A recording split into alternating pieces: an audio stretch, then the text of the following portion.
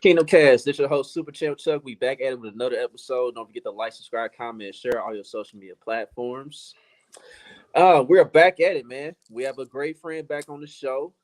Before we get to him, introduce my guys here. My guy Country's on the top left. I'll let him have that spot for today. My guy Boogie's on the bottom right. And then our great friend from the Athletic, from Our brother from another. yep, yep, from Only Weird Games on KC Sports Network, our guy Nate Taylor. Nate, welcome back, sir. How you doing? Doing excellent. Doing excellent. Thanks for having me back. I said it's funny, Country asked me, I guess during halftime in Germany, and I was like, yeah, let's do it on the bye week. So we're here. I kept my word for the most part. And I watched a little bit of Ravens Bengals. It's fine. But yeah, what up? But yeah, man, I'm here. I'm happy to chat. Yeah, man, it's your typical AFC North low scoring game. You know what I'm saying? It really is. A defensive struggle. Yeah. Who knew? But speaking of Germany, Nate, let's go ahead and get into that, man. I saw you did go out there for the Miami game. So, how was the experience overall of you covering the team out there in Germany and doing a little sightseeing?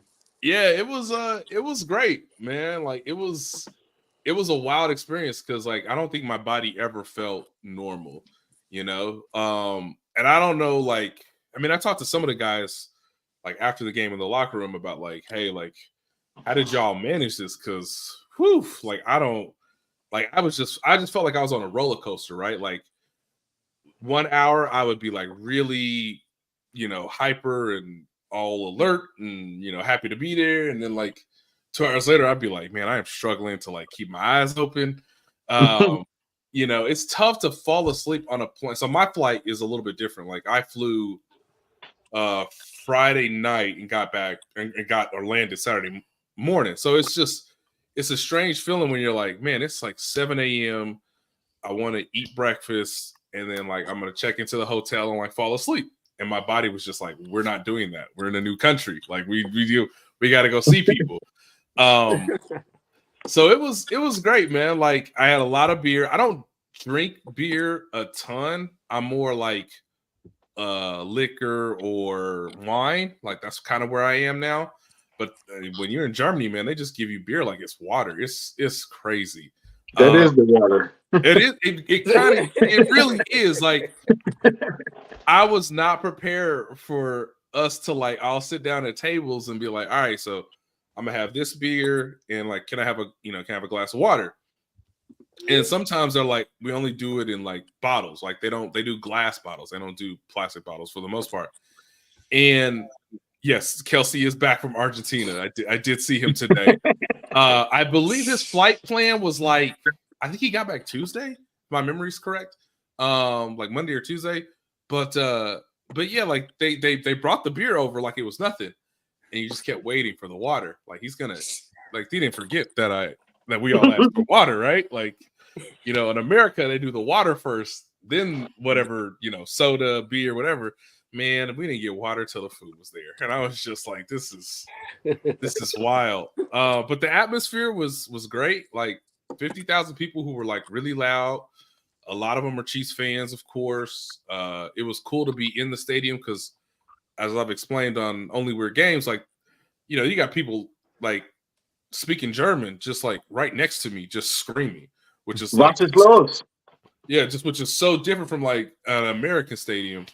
But yeah, I thought the team would win just because Andy has a really good track record for international games.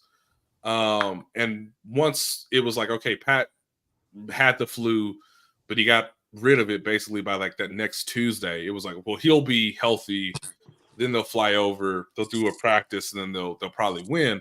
But no, it was a great experience. I would do it again. Frankfurt is Germany's version of Pittsburgh. And if you like Pittsburgh, then you'll like Frankfurt. I didn't get to go to Munich. I didn't get to go to Berlin because those are further away. But it was cool. It was I don't love schnitzel, but I did it. I like their pretzels. I like their beer. people were pretty nice. Most of them spoke English to a certain degree, so I never felt like totally like out of my comfort zone. But yeah, I think the NFL, based on the success of these last two games, are probably going to do Germany more. And what I had heard is that, will the Chiefs want to do London next, Mexico City next, or perhaps Spain? So in like 2 to 3 years from now, they may be in Barcelona or they may be back in Azteca Stadium in Mexico City. But yeah, man, Chiefs fans are everywhere. Like it's one thing to like have the team or someone from the organization say that, like, hey, we got fans everywhere. And I'm like, all right, that makes sense. Like everybody's got fans, it's kind of like Premier League here. But then when you go over there and you see it and they're like that's a guy in a 90s player jersey. Like that's a Neil Smith jersey and he looks German. Like I don't know where that sort of registers in my mind, but like, okay, they some real, like they're real fans over here. Like every time Spags would blitz, people would go nuts. So it was fun, man. I would do it again. It's just tough when like you're traveling 7 time zones in like 4 days. Like you're there, you feel comfortable, you watch the game, you have an extra day, and then you go back home and you're just like, what did I experience? So what Drew Tranquil told me, which was really cool, is like they practice on Thursday, everybody gets on the plane, and they try to tell guys like stay awake the first couple hours and then like get some sleep. Because what they eventually did was they landed Friday morning, did some media stuff, did some league stuff, practiced, and then it was like, okay, everybody can have their normal amount of sleep. So it was a weird, like, they almost took a nap basically on the plane, tried to have another normal day that Friday, and then everybody was supposed to like sleep really long Sunday or Friday night going into Saturday morning, and then they were supposedly, their body clocks were supposed to be fine for Sunday. My body never felt that way, but I'm not a professional athlete. So you try to follow the routine and didn't quite work out. Yeah, I gotta be honest. I woke up at like 5:30 on Sunday morning, and I was like, this is awful. Like I can't go back to sleep. I basically have to wait. I have to wait until the hotel serves breakfast. Like I guess I'll just like I tried. Like I laid back down and I was like, all right, I guess I'm gonna just drink some coffee now. Their coffee's better though. Their espresso is like, I mean, it's like a drug over there, man. They know what they're doing. So I was awake quite a bit for much of the experience. But yeah, man, it was cool. It wasn't cold. The other thing too, I thought was like, man, I hope it's not like Buffalo or like Boston. Like it's gonna be cold and like kind of bitter. But it wasn't. It was in like the 40s and 50s. So it never felt like you were freezing, which was a good thing too. Because I know like there were some people that were concerned about like, hey, if I'm a season ticket holder and I see in Kansas City it's like 60 degrees, but I got to go to Germany to watch my team play and it's going to be like in the 30s. Like that's not. But it was. I think by kickoff it was in like the high 40s, if my memory is correct. So it wasn't bad from a weather standpoint either. Hey, what's up, Nate? I know. Hey, what up? Welcome into Black Chris Collinsworth. What's up? Is that what they call you? That's hilarious. Hey, we do now, Nate. I have so many names. It's because of the turtleneck, everything, man. Can you say pass rush better than Chris Collinsworth though? That's the best part. He can't say pass rush. He can't. He literally at all. Like he like merges the two words together. Yep. Hey, look, if the Chiefs go to Barcelona, that is one trip I will be sure to make because I love Barcelona. Right. I mean, Pat was like, I'll go anywhere. And I was like, well, that's just Pat, like, you have to. You're contractually obligated. Yeah. Like Roger Goodell was there, and I'm sure he was just like, that's right, baby. Wherever we put you, that's where we're like. So I was like, great, we're gonna be doing international games every 2 or 3 years. And somebody from the league was like, yeah, if they stay good and Pat's healthy and whatever, like, yes, we will. People will come out to see the Chiefs wherever they are, which is again cool. Which is a cool thing about the team, because I don't know if you probably couldn't have said that like a decade ago. Like, hey, we're gonna put the Chiefs in Barcelona, and like you automatically know like 80,000 people who are going to want to buy that ticket. So did this solidify him as the face of the NFL?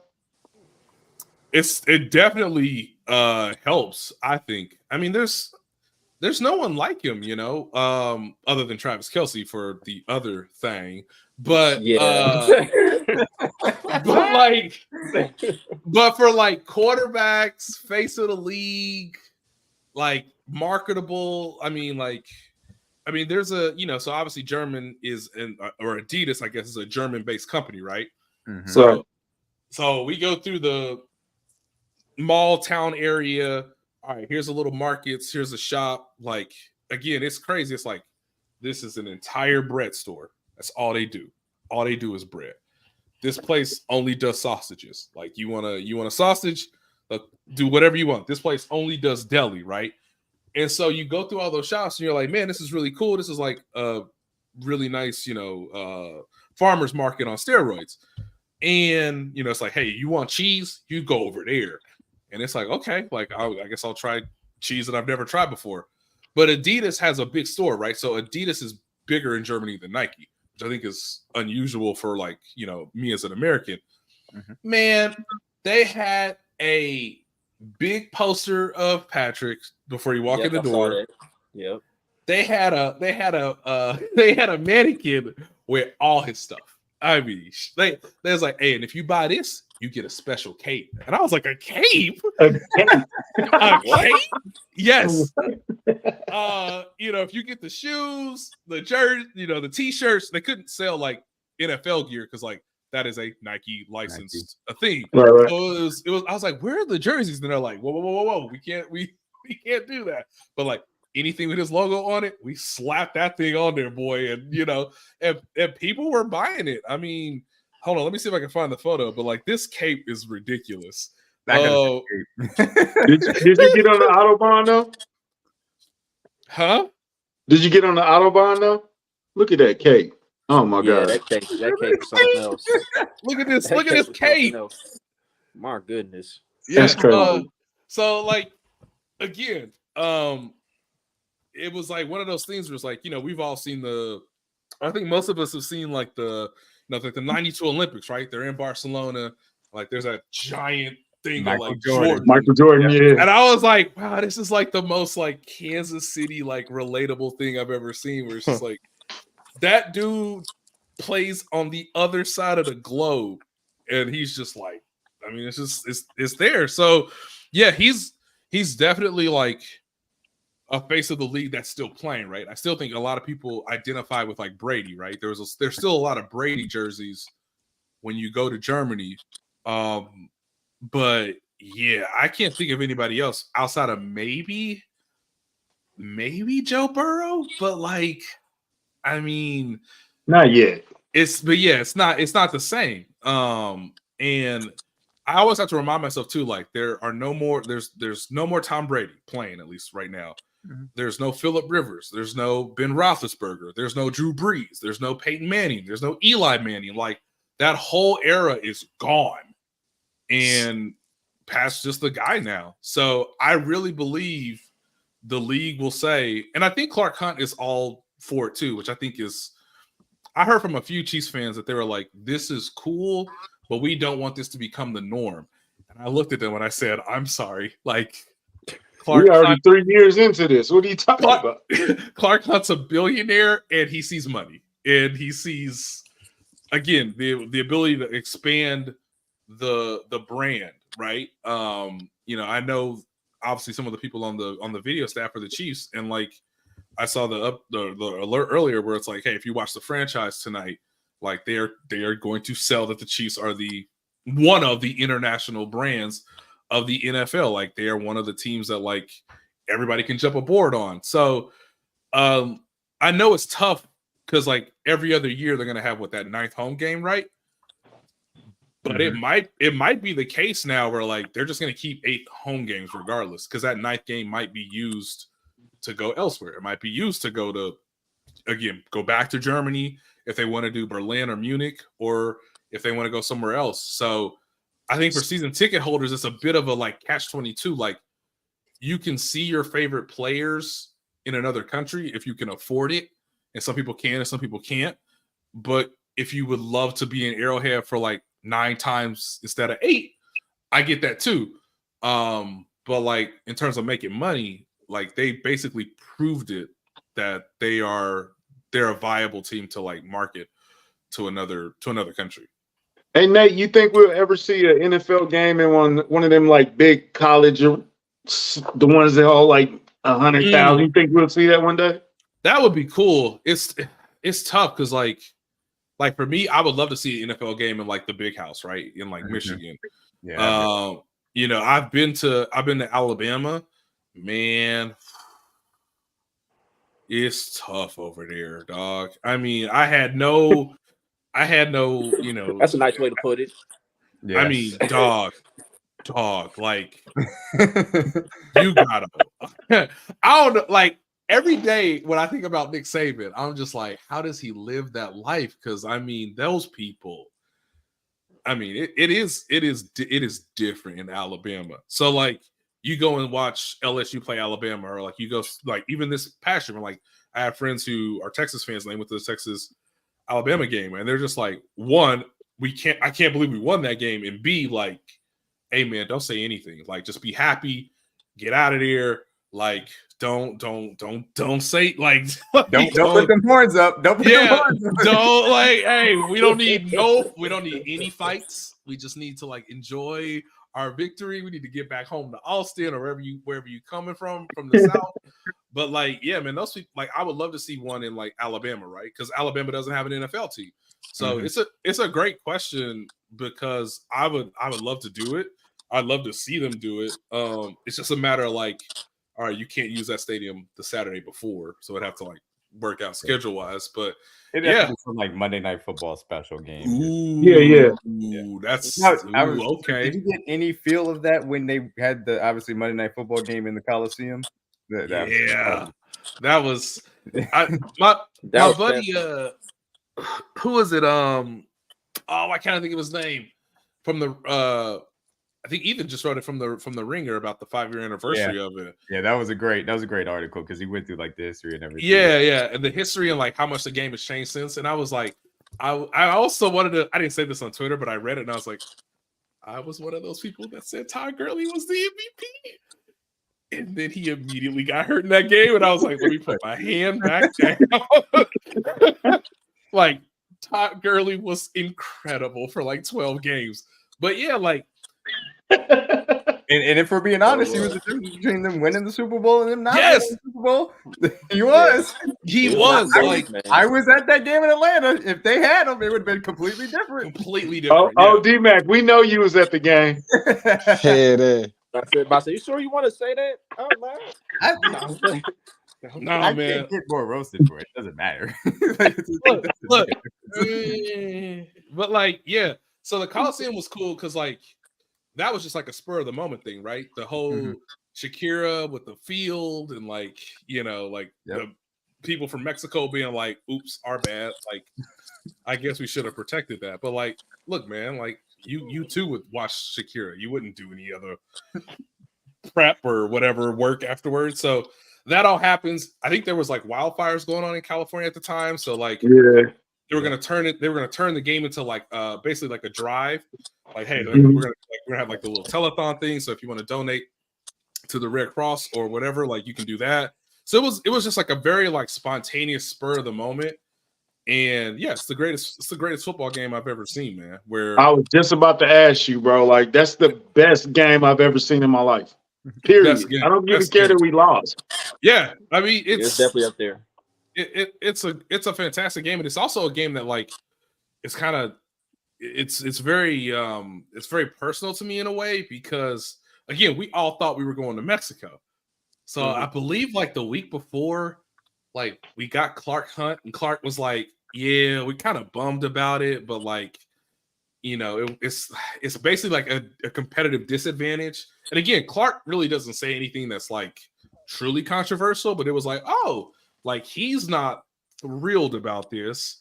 And so there were some discussions about like, well should we have it at a neutral stadium in a neutral city? But because of the time crunch and the wildfires, we're just going to keep it in LA. We're gonna do it at the Coliseum. I don't think he was thrilled about it.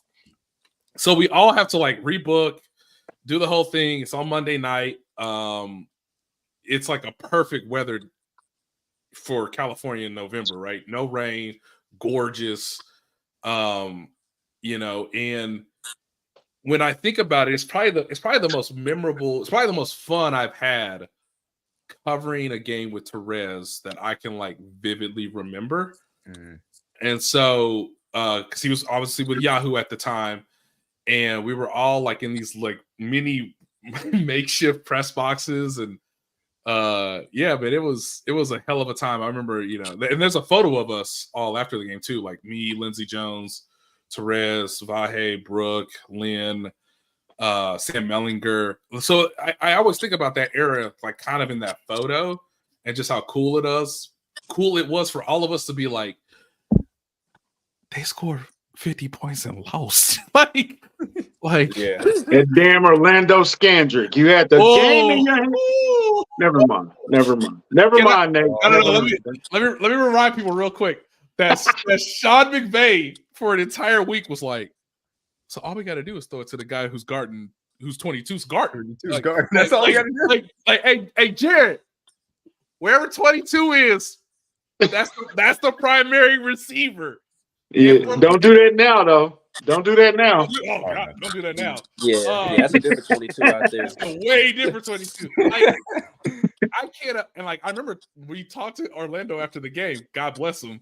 And we were just like, so basically, they cooked you all game, and they tried one more time, and you could have been a hero. You could have won the game. Like it's like maybe the one bad throw that Jared Goff had the entire night. And yeah, he was on. He was, and he was just like, yeah, we'll you could just tell he was going through his mind like, damn, I really messed it up. Yes, you messed it up for everybody. Yep. Then we got introduced to Charvarius Ward shortly after that game. Yes. That's such a good point. So it was. You know what? Yeah. Quick segue though. How much would Terez love this defense right now? Yeah. Just the fact that they can do anything is kind of like the best part, right? I mean, obviously Terez was known for having like the all juice team and like guys who are not only competitive but like, smart but instinctual. I think that was the thing that he loved the most, was like at some point your instincts have to take over and you have to play with like emotion. And like, man, to know that like Trent McDuffie is like basically a silent assassin, like never says anything on the field. But on the opposite side, you got L'Jarius Sneed, who just wants to fight people, for half. Willie Gay's got like the most energy, and he's probably the most athletic defender I've really seen, week after week after week. But yeah, man, they have so many, dude. Look, man. Don't smoke no more, John. No more. And I'm telling you that. Don't smoke no more if you're there, man. Hey, I salute you, but you leave it alone like man. Can you imagine when you're like, I have this much left in my body, and these guys are freaks. Like these guys, like the moment you lose any athleticism, any speed, any like. Because I remember too, like Orlando was just like, well, hell, if they're gonna burn me all night, I'm gonna start holding, and they're just like, no, they're gonna call you for it every time. Like, what do you like? He used every savvy veteran move in the book, and it's just like, yeah, man, it's tough. It's tough when you're at the end of your career and all these young dudes are just like running up and down the field. But anyway, I think that like what Terez would love is that Spags can do just about anything with this group, and they are like able to do it. I think that's one of the things he loved about Bill Belichick, is that every week it would be something different, right? And so it was like it's more of a true chess match than just like physically like beating the living breaks off you, right? And so whenever I think of like the Legion of Boom, it's just so funny because it's just like they only had 3 plays in their playbook. That's all they needed. It's just like, we're just gonna line up and beat the living shit out of you. And it was awesome. it was awesome for that. But like, you know, like the 49ers are probably the closest example of that now. We're like, all right, the 49ers have like 6 plays in their playbook. That's cool, you know, but they have Joey Bosa and Chase Young. Like, what are you supposed to do? You just like it's terrifying. But I think the way the safeties play for the Chiefs is really fun. Like, you know, I've said this before, like when I'm at the game, I don't really watch the quarterback. When the play starts, I usually watch how the secondary and the receivers are interworking with one another or trying to compete against one another. But yeah, man, it's really cool to see them build the offense in a perfect manner, right? They dropped Mahomes into like a perfect scenario.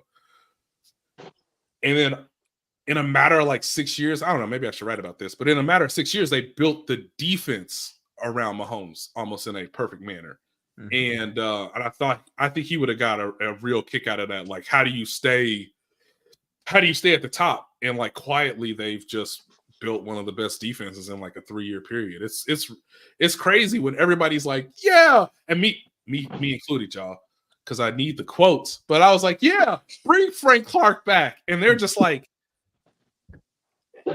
we don't need to. You can't get Felix snaps right now. So do we really want to? I mean, we love you. I mean, we love you, Frank. I mean, come on, baby. But like, I mean, we drafted Felix, right? You know, so like, and he ain't even on the field much. So like, it was it's a funny thing to be like, man, they went from trading for Frank when they like absolutely needed to like 4 years later, like, no, my guy, like, it's cool. Like, go get those snaps over there in Seattle.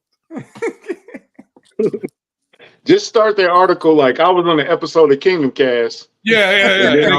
It came to me.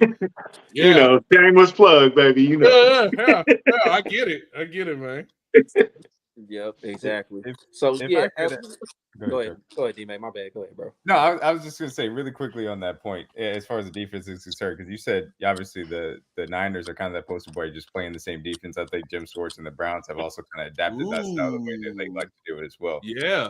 The way that we can play pretty much any coverage in the book, do you think that this defense can get to a different level as far as, you know, possibly getting some more interceptions? Because I think really that and possibly a little bit more of the front four just getting pressure on its own is really the only way it can get better.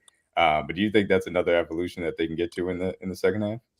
Yeah, the only downside about Trent McDuffie is like he doesn't take the ball away, other than, you know, lead the team, I should say, in forced fumbles, which is a hilarious. He is top of the league though. Yeah, again, a hilarious stat. But like, you know, I think L'Jarius is focused on like just shadowing a guy and not letting him get much separation, right? So they kind of made that sacrifice. Where it's like, if you're in position and you throw us the ball, great, we'll take it. But like, we're not. I don't feel like they're defenses that are like, they're not a defense that tries to like bait and switch quarterbacks, where it's just like, hey, like, we're gonna be here and then we're gonna try to jump routes or you know, be a high risk, high reward secondary. They like to be sort of a variety of coverages so that the quarterback can't necessarily anticipate what he should get on 3rd and 8. You know, it could be like 4 different things. But yeah, I mean, generating pressure with 4, that's really going to come down, in my opinion, to like just how good Charles Omenihu can get with more games, with more snaps. Because you know what you expect from George Karlaftis, from Chris Jones. Mike Danis had a great year. I wrote about him a couple days ago. So if Charles Omenihu can be like that guy that really like takes them over the top, then yeah, maybe they can be a little bit better in terms of getting to the quarterback with 4. But I also think too that like it would be different if they had Jim Schwartz, or if they had, you know, a more rudimentary defensive coordinator. I love my buddy Nate Tights from The Athletic, who does the Athletic show with my guy Robert Mays. But I always think of Nate Tice when they get to like 3rd and 8, where he's like, all Spags wants to do is do crazy stuff, which is like, yeah, I'm blitzing, you know, Jalen Watson. Why? Because I can just do that. You know, is it stupid?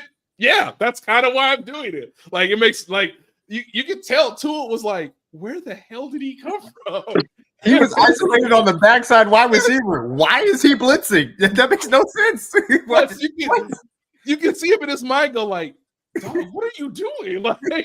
Like you know that guy's really fast, right? But like it works because all Steve Spagnuolo wants to do is like some crazy bleep, just like, hey man, let me get to 3rd and 8 and let me cook something up, Yeah, and it's just it is crazy. It's like, again, the fans in Germany were so great because it's like 3rd and 10, and it's at the end of the game, and they're all rowdy, and Tua misses the throw, and you're like, oh, like everybody's like, what is happening?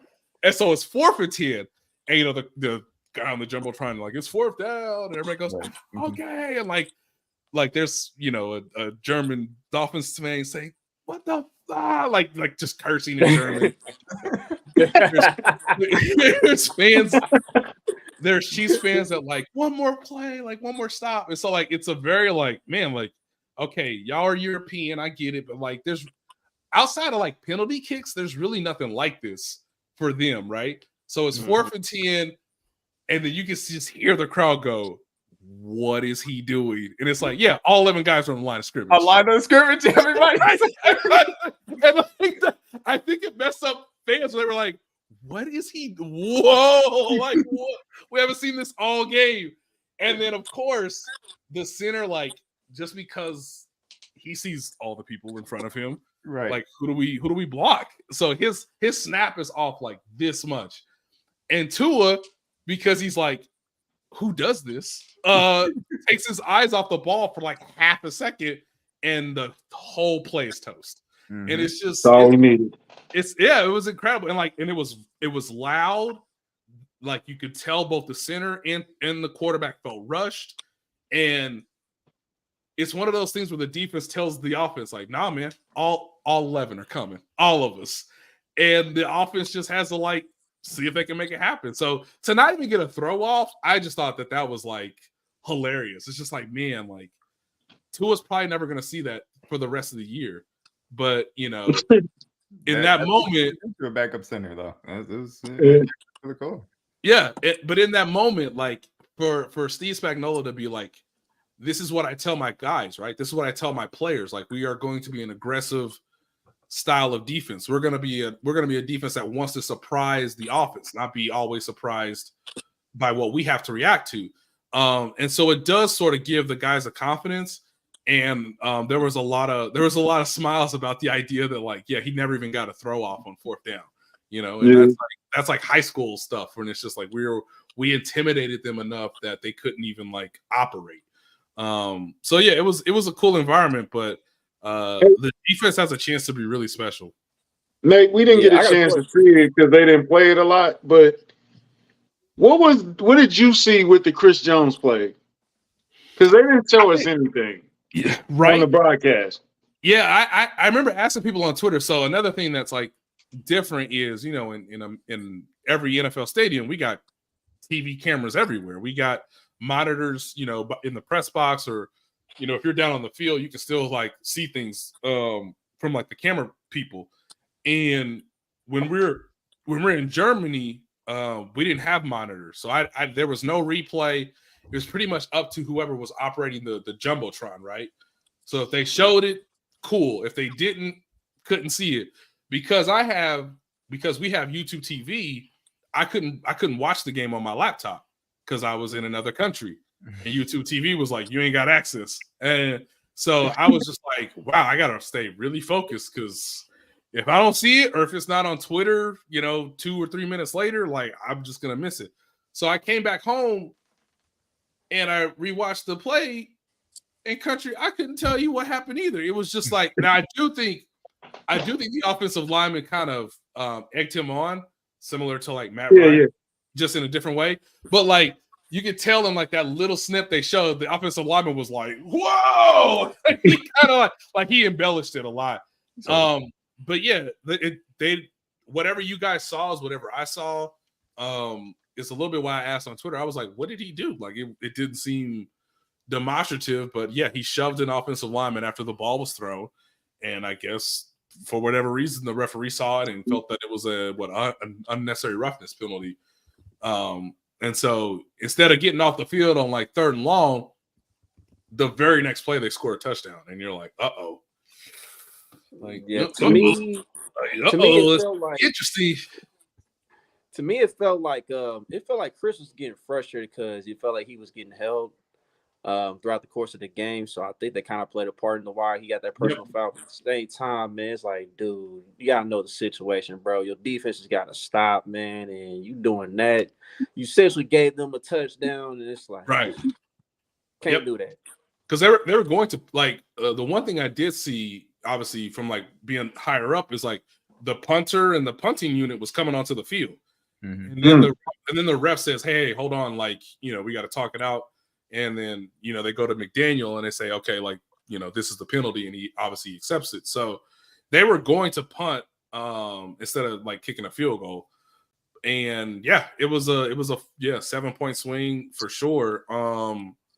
The other thing too that was fun, or that was weird about that moment was not only are they double teaming Chris quite a bit now, but I think the Dolphins and like the Eagles, I mean they don't need to hear this, but it's true. Like they're not going to call holding on every play. So if you double team him, it's harder to see when a guy's being held when 2 guys are blocking him. And that's what the Cincinnati Bengals, I think, discovered a year or 2 ago. Like, one of the reasons why I think Chris was frustrated in the AFC Championship game was he also felt that he was held. But the other part of it was that like they were doing some extra stuff, when they were trying to double team him. So it's I guess the change up to what Chris did in last year's AFC Championship game was obviously they put him outside. So that he would have more one-on-one opportunities so that he wouldn't be held so easily. But yeah, I remember the game with Cincinnati where it's like, he got held on that play. He got held on that play. He got like it's just so clear that like, hey man, we're double teaming you. We're asking, Mike Dana or George Karlaftis to make up for it. But yeah, he's going to see that more this year. And it's just a matter of like, can he like keep it within himself to not like do something, stupid. Nate, what is the biggest thing that has you worried for this Eagles game? That's a good question. The slipping on the field, of course. No, I'm sorry, but I had to go there.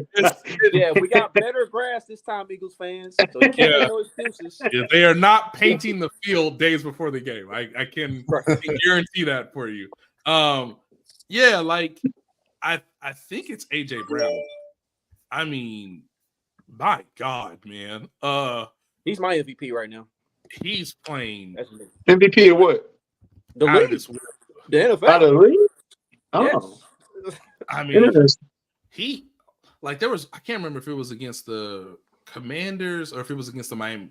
Well, I remember the Miami one because Miami like double covered him and he still like caught it. And I was just like, Jesus. So yeah, I think I said this earlier today on Only Weird Games, but I think Spagnuolo is going to put L'Jarius Sneed on him quite a bit just because they match up from a size standpoint better than McDuffie. But man, like I thought that there were times where like the Commanders were in the right spot and Jalen's just like, there it is. I don't care. Make it work. And like he caught like, what was it? The stat 2 weeks ago, they played the Commanders and anytime he threw to AJ Brown or Devontae Smith, it was a completion. And I was just like, wow, that's really, and it was like 18 some odd throws. And it was just like, he completed all of them. And so that's what scares me the most is like, man, what can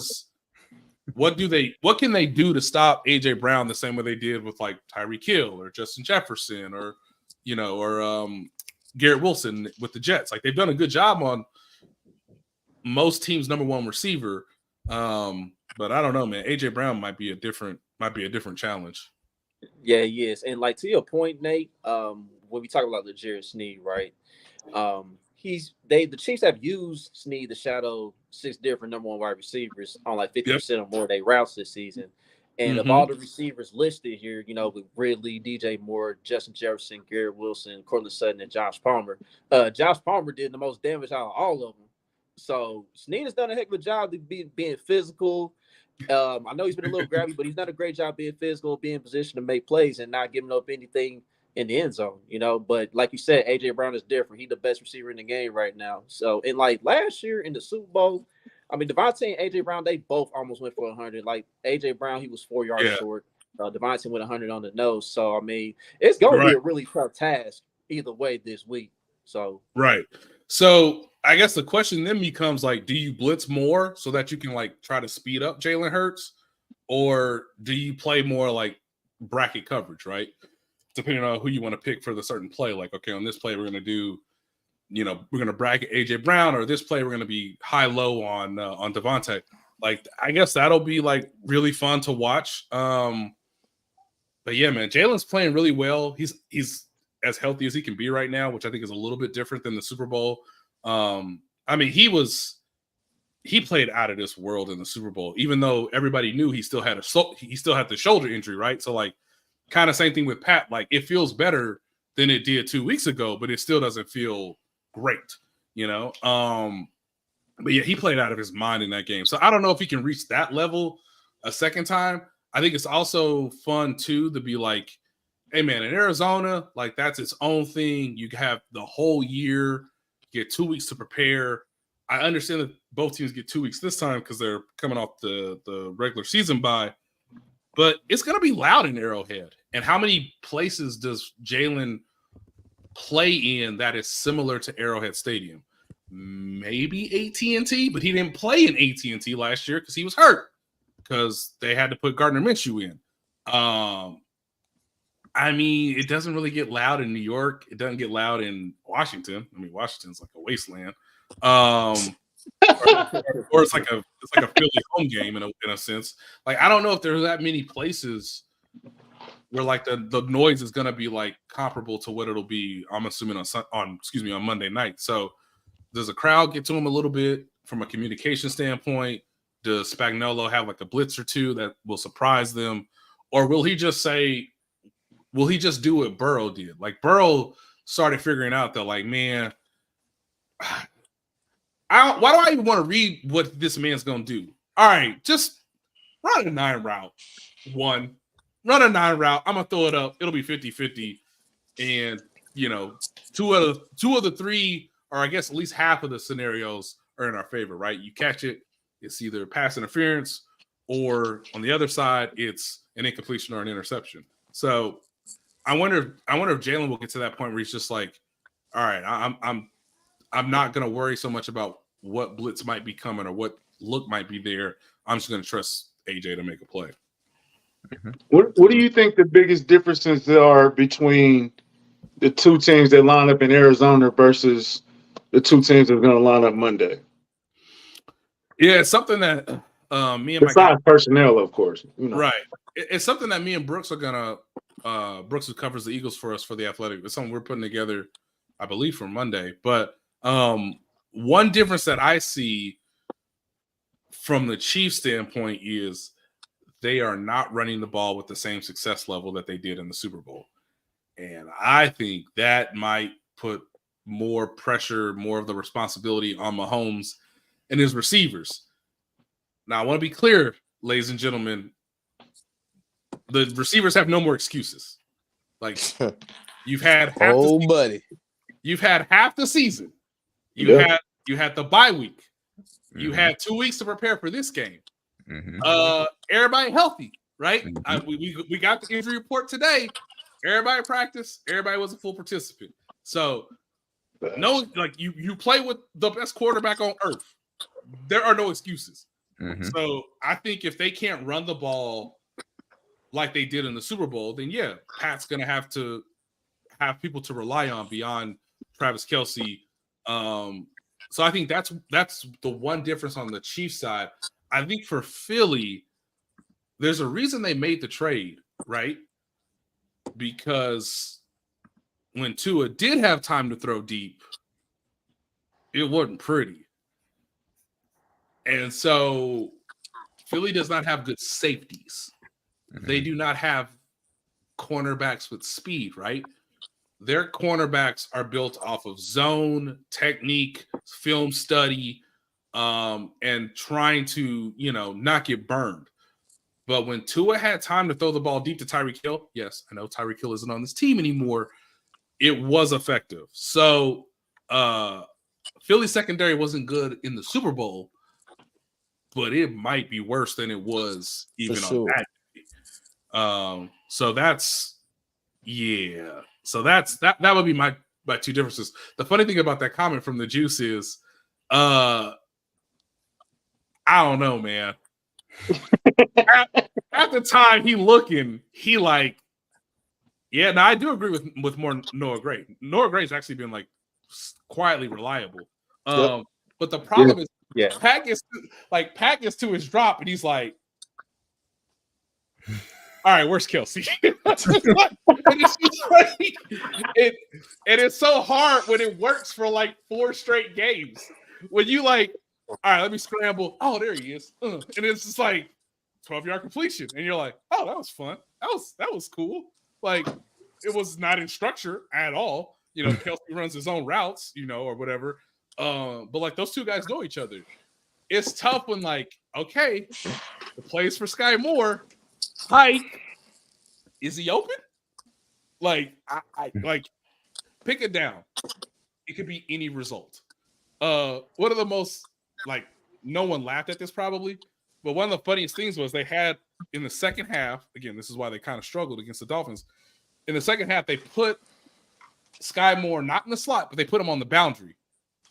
And the way Pat sees the coverage, hey man, they playing off. All right, you know what to do. Like, hey, give me that 1-step hitch, baby. They hiked the ball and Sky didn't move. And I was like, Sky, did he not hear the snap count? Apparently he didn't. Or he may have thought it was on 2 and not 1. But everybody's moving. And if you pause the play, Sky is still in his stance. And you're like, I know what play you're talking about, man. What are you doing? Like I was in the press box laughing. I was like, he didn't know. Like again, so anytime Pat throws the ball to Sky Moore, it could be any scenario, and I believe it because I've seen it all year. It's like, oh, well, he was open, but Pat didn't throw him the ball. Or he wasn't open, and Pat threw him the ball against Patrick Surtain. What are you doing? Or it's like, oh, he's open, and oh, he threw the ball on time, and whoa, first down. Like that's what it's supposed to look like. So I don't know, man. It's tough when like you don't know what you're gonna get from MBS, right? Hey, he's open. I'm gonna throw him the ball. He dropped it. Great. Now we're coming off the field. Nate, when you heard those comments about Tony, do you think now we unleash Tony a little bit more as a receiver? Man, you have to. My My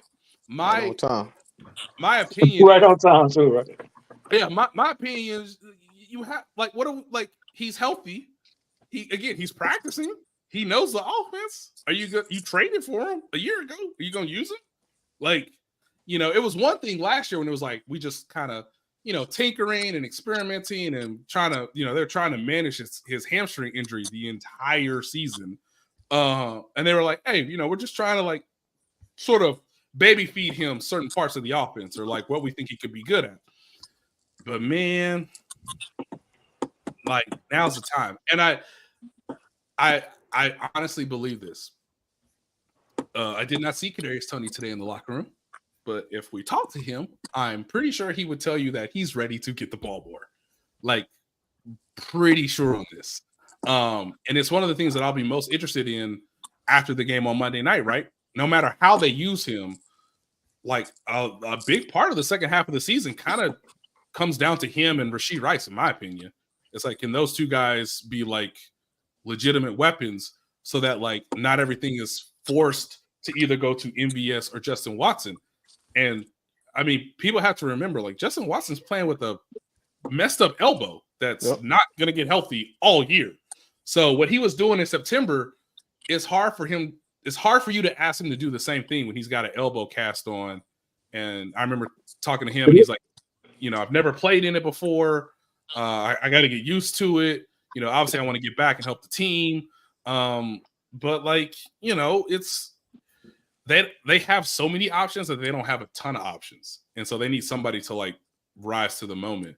Why not Kadarius Toney? And again, I said this on 610. Like Kadarius Toney's best moment was against the Eagles, and again, they don't have a good secondary, or their secondary is not as good as their front four or their front seven. So like, yeah, go ahead and use them now, because you know it's a violent sport, and the odds of him getting hurt, like we all kind of know what that equation is. Mm-hmm.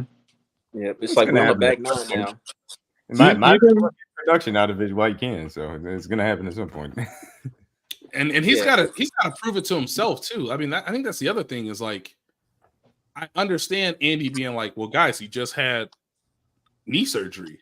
Mm-hmm. I'm like, but coach, you played him the entire first game. So what are we doing? Like, you can't have it one. It's got to be one or the other. You can't have both. Like, all right, I understand that Travis Kelce didn't play in that game because of his own injury, but y'all put him on the field like quite a bit in that game, and he was open despite having a knee injury. And you know, we all just didn't catch the ball. His hands wasn't open though. Yeah, he was praying the whole time. The funny thing is, like, he's caught pretty much everything since then. Like, his catch percentage has gone really high. Well, that's because they use him like a running back now, Nate. I mean, he's barely running into receiver routes. Mm-hmm. It's easy to catch that pop pass. All you got to do is right there. Look, man, I just tell you what the stats say, baby. Hey, who was that RPO against that he was like, I'm running. I don't care. I'm not handing the ball off. Oh, yes. Was that Denver? That was Thursday night. Yeah. Yeah, it was Denver. You're not taking this ball out of my hand. You're not taking this ball from me. No. Yeah, that was. They were so unserious in that first Denver game. It was insane. And Pacheco had a mile-wide gap on that third down and short, too. And Kadarius was like, nope, this is mine. I'm going this way. Yeah, I played quarterback in high school, coach. Yeah. I played quarterback. Yeah, I got you. Yeah. They were so unserious in that first Denver game. They were unserious in both games. In both games, they didn't care about Denver. Yeah. It's true. Like, it's true. And they were like, what? I think we talked to Charles Minihue, and he was like, I prepare for every game the same. And I was like, true. But your actions on the field, not your actions, but like your teammates' actions suggested otherwise. Like, suggested that, like, y'all, I mean, it's tough. Like, it's just human. Like, if you beat somebody 16 straight times, how in the world are you supposed to get up for 17 when the quarterback's maybe you get up because your quarterback's playing with the flu and he looks horrible, just as like a human being. Maybe you get up for that, but outside of that, like, no, it was a snowball effect because God bless him. I love McCole, but McCole's like, I gotta make a play. No, you don't. You do not have to make a play there. You don't have to do that. Told him if he don't field that punt, he was benching him, man. It's great. Like, bro. It's really annoying. To your point, can we say that's Tobe, and can we remove the blame from McCall and say that's Tobe? Yeah, it's both. It's like half. Yeah, it's like half and half. I will say Tobe wants to be aggressive. Tobe wants the special teams to make a difference in winning and losing. Now, whatever your opinion is, that's up to you. But I do know that Dave Tobe is like, we want to be aggressive. We want the big returns. We want to field punts because look, if a guy misses a tackle, that 2-yard gain could turn into like 25, and that's true. Also, it's up to the player to realize, even though the coach has coached me to be aggressive, to make a play, to to make the other special team unit have to do its job. Sometimes you could just let that thing go, baby. Like, you're a 5-year veteran. You know the rights and wrongs. Like, maybe coach doesn't have to say, don't take the 5 or the 2. Because, like, he shouldn't have to say that, right? But at the same time, Tobe is like, hey, remember what you did in that Chargers game? That helped us win. And to their credit, it did. Like, that pretty much sealed the game. But yeah, when you instill it in, I love coaches who try to instill confidence in their players. Like, hey, make a play, baby. This is you. This is why you're back here. This is why we trust you. You've done it before. Do it again. But at some time, oh man, just get the ball at 20 and live for another down. Like, fam, you're not Devin Hester. Nowhere near Devin Hester's level. No. Yeah, No. and it's just a different. Like, there's so those dudes are so athletic now compared to what it was back in the day. That's the fun thing talking to Dante Hall. He's like, yeah, I could be good now, but he was like, man, there are just better athletes in the NFL. So those guys on special teams are just naturally gifted. Like, they're faster, they're stronger. They want to obviously make the team, so they're actually like, they give a what about special teams. And so it's just like, it's not like Devin Hester when he was just like running away from like the fifth linebacker on the field fifth linebacker on the team who was like 250. That dude is that dude is not 250 anymore, man. Like, that dude, or he's like a freak athlete at that size, chasing down. Mm-hmm. Yeah, I mean, to an extent you can say that, but I don't fully agree with that all the way. Like, Chuck, you got an I don't see ulterior Larry motive. Allen. Better I don't athlete see thing. Larry No, Allen's we're out not there, doing bro. that, dog. I just don't. An ulterior motive. I just don't. We not doing I it, just Chuck. don't. You can't cut me off, D-Mac. What is your theory? What is your theory, Chuck? Oh God. I'm saying I don't see any Larry Allens out there in the offensive line, man. I just don't. That streak was different back in the day, man. Now that is kind of an interesting thing, right? When I mean, there's no Reggie White either. Do you see what Penny Sewell can do from a tackle position? Oh, he's great. He's great. Yeah, he's that's an insane athlete. That's an insane athlete. Larry Allen here. He was, but I'm saying it's an insane athlete. He wants Jonathan Ogden, Larry Allen, like absolutely. He just Orlando Pace. You want just chisel. These is Hall of Famers though. Right? We're not naming no. I mean, Penei Sewell look like he on his track to be the Hall of Famer, but I'm just saying. I'm talking about these is bona fide first ballot Hall of Famers. Y'all just named Orlando Pace, Larry Allen. Like, these is not. You can't just wake up and go get. They're definitely not on special teams. I mean, special teams. No, just saying, like, Chuck want Willie Roach to not practice all week and come out there and shut down the best pass rusher. Oh yeah, come on, man. He want Willie Roach block it from McCole on the punt return. Come on, man. That guy doesn't exist, bro. We never did. Jesus Christ. But now back to the wide receivers though. Rasheed Rice. Yes. He definitely. To me, he has the best matchup out of everybody this week, man. Okay. Because the Eagles, we mentioned it already. They secondaries had a rough time covering tight ends, wide receivers, you name it. But mainly on the inside, like on the inside, you can get anything in the middle of the field. And like everyone knows, they lost Avonte Max early in the year. They got Bradley Roby coming back, but it's just hard. It's just hard for him to do anything special. You know what I'm saying? He's been out for a minute, and I just feel like Patrick is trusting Rasheed along with Travis Kelce. So if it ain't Kelce, I feel like Rasheed Rice can have a decent game. I mean, what you think about that? Do you think he's gonna get a few more targets, come out the bye, and be a little more productive stat wise and whatnot? Yeah, I think last year it was pretty evident to me that and I think part of this too was like Juju was on the team last year too, right? So like there wasn't as much space for like Sky Moore to grow or to get more opportunities. But I think this year they are going to try to push Rasheed to the limit to like really see what he can do. And for him to get as many snaps as possible before the playoffs, right? Because I truly believe that they're going to have to like rely on him in like a big postseason game. He's really, I mean, he's their best, I mean, not named Travis Kelce. He is their best receiver with yards after the catch, right? Period. Yeah. Mm-hmm. So you're gonna have to use that because that's something you can like trust, right? We've seen it for 9 games. Defensive backs have a trouble tackling him. It usually takes 2 or 3 guys, not just one.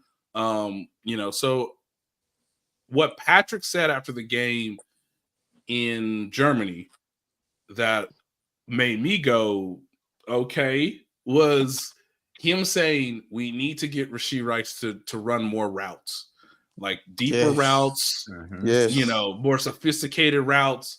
Like, it's great that they can just do the bubble screens and he can, really explode and obviously score that touchdown. But again, if Patrick wants Rashee Rice to run more routes, okay, whose routes are you taking away? Is that Justin Watson? Is that Sky Moore?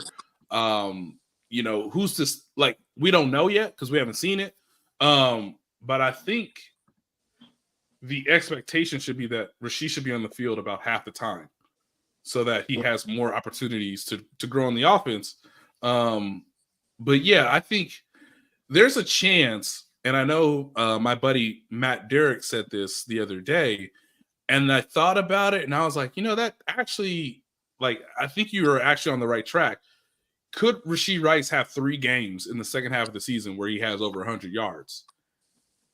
And if that happens, okay, you have a legitimate option. Now defenses are going to adjust, so they're going to have to keep, evolving or keep putting him in situations to succeed. But yeah, Rashee Rice can run a comeback route. He can run a dig. He can run a slant. If you want to do another bubble screen for him, all that's fine. That gives him the chance to be open in the middle of the field. And I know he dropped the ball in Denver, but I do think that was a sign for them to be like, oh, he got wide open in zone coverage in the middle of the field. We should do that more often. And it's just like, right. So if the quarterback says that, that's what they're talking about in meetings. If he's willing to say it out loud. Mm-hmm. If I had to lay out a scenario for you, Nate, and we've asked this on previous pods, it's a money down. You're going to put your 11 personnel out there. Who do you think should be the 3 wide receivers that are trusted in those type of spots? Okay, again, everybody's healthy. Everybody's healthy. Got 9 games of this, or 9 10 games. Coming off the bye week. Rashee Rice is in the slot. Mm-hmm. Kadarius Toney is the player going in motion so that he can give you an idea if it's zone or man, but he'll either be going somewhere near the slot or on the perimeter. And I know people won't love this answer, but he's your most experienced receiver. And he did have the best game of his career when they literally looked around and said, "Hey, dog, we ain't got nobody." Oh, okay. I think it's still Marcus Kemp. I still think it's Marquez Valdez-Scantling. He's getting paid $11 million. He is getting paid $11 million. Yes, that is true. Okay. And look, he's still really fast. I mean, he can get behind the defense. I know you're not gonna like it, Boogie, but I think it's Rashee Rice, Kadarius Toney, and Marquez Valdez-Scantling. Professional sports, man.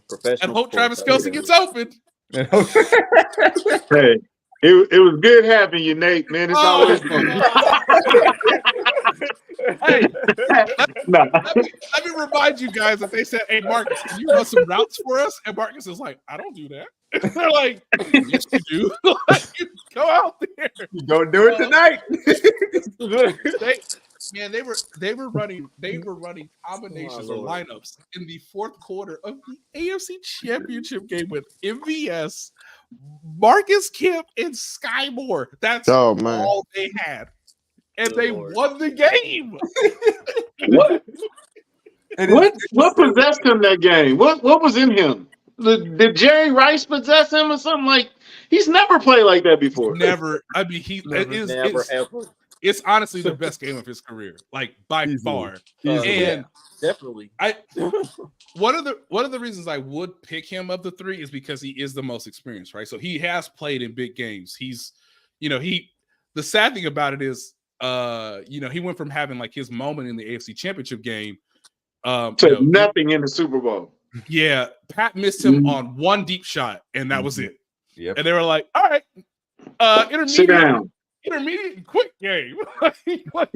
Hey, we did it once, therefore we could do it again. But like, just throw it to Kelsey again, or whoever. Like they gave more targets to Jody Fortson in the Super Bowl than MVS. Wild times, and won again. Put up 38 points. By the way, Jody Fortson had a great game in that Super Bowl. But like, one of the funny parts about MVS is like, he's played in NFC Championship games with Aaron Rodgers. Obviously, he had his game last year. He is not a jump ball guy. He is not a contested catch ball guy. Crocodile arms. Out of nowhere, for no reason. He's not particularly a fight after the catch guy, but in the AFC Championship game, he did all those things. It was like it was incredible. He did the MJ reach through two guys for a first down. I was like, again, I don't know if he blacked out, but like he who had talked himself to him that day? Like, who said, "Okay, bro, we don't have nobody else. Please." You got it. So you're telling me Travis Kelce needs to go to MVS before every game and be like, "Hey, man, it's just you and me tonight." It's just you and me, baby. You and me. Bad boys for life. Hey, man. No, it's not, John. You remember the comment from John earlier? Man, exactly. It makes sense now, don't it? It's still up there. Hey, man, give me the white Randy Moss, man. Give me the white Randy Moss over MVS right now, dog. Yeah. Wow. Oh, white Randy Moss. The best. Wow. Nasty work, Chuck. Okay. I'm joking, man. For real. I don't know if people remember this play, but last year they played Buffalo, right? And it was early in the game that first 15 was taken off. They was in the red zone. Pat scrambling, and he's like, "Oh, they're 6'4" MVS." Interception. And you can see Pat in his mind go, "What in the world was that?" Like, you taller than him. Like, you can tell he was like, "You taller than him." Because he's never had a receiver as athletic and as tall as MVS. So you could tell like he was like, no, this will work. Theoretically, what? But again, anytime this man sees the Bengals, he like jumps out of the building. So again, the two games he played against the Bengals, he was very good.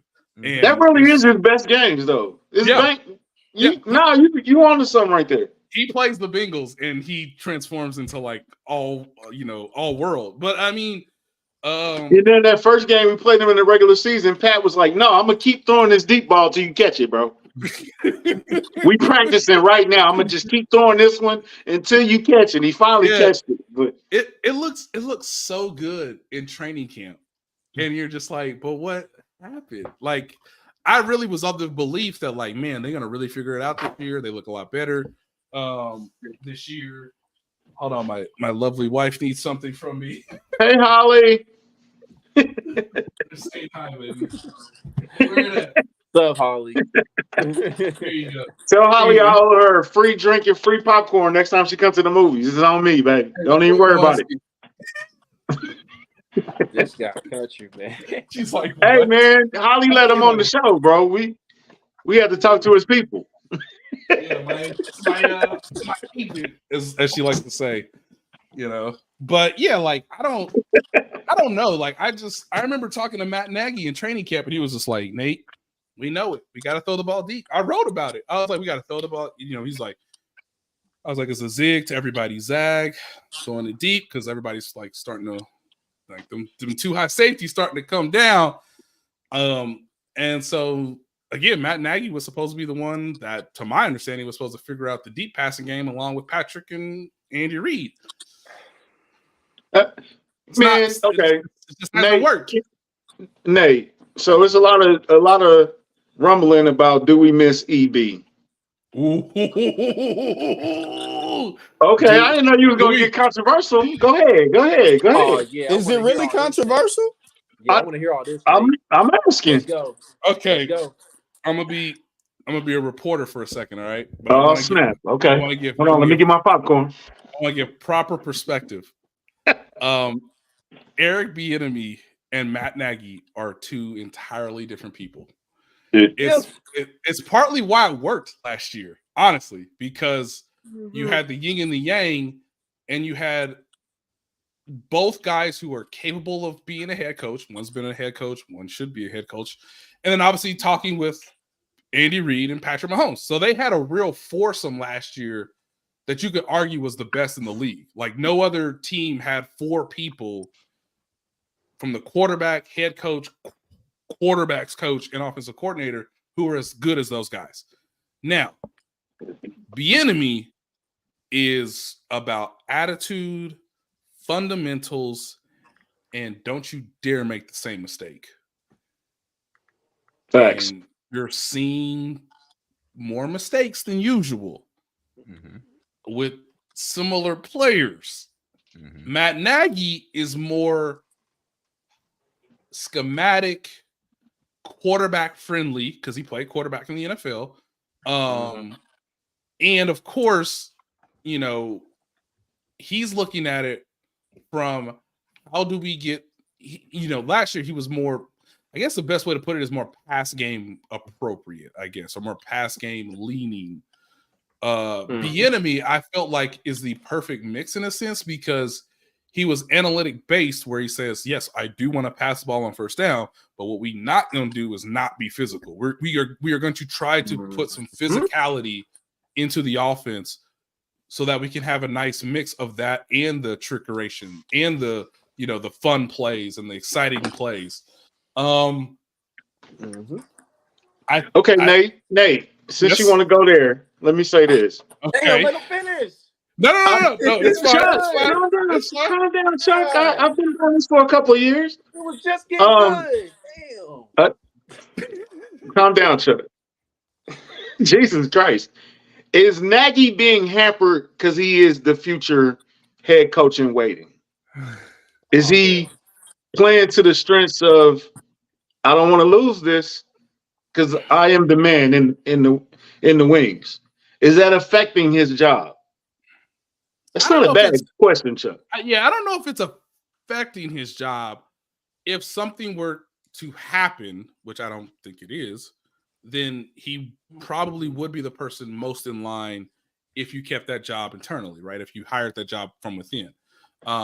There is a greater chance that, and I don't know how high of a chance this is, but there's a greater chance that Steve Spagnuolo is with another team next year, more so than maybe Matt Nagy.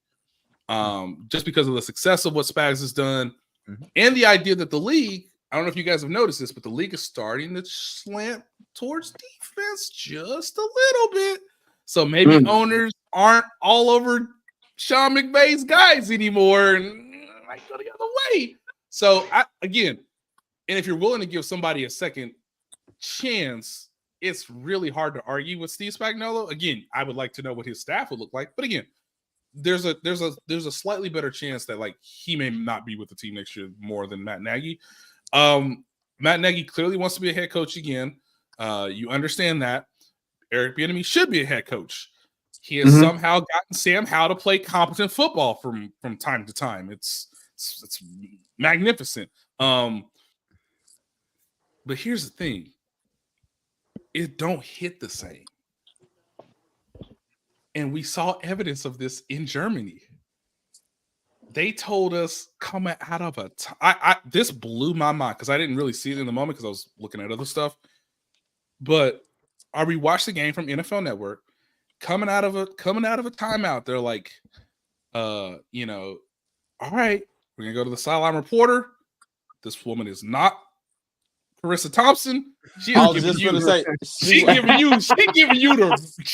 the good. I mean, the good nuggets. Man, She giving you the real nuggets, guys. I just saw Matt Nagy get everybody on offense. He mother bleeped all of them, and now they're gonna try to see if they can run out the clock in this 4-minute offense, guys. I heard that too, man. I'm happy you said we all heard that. We all heard that.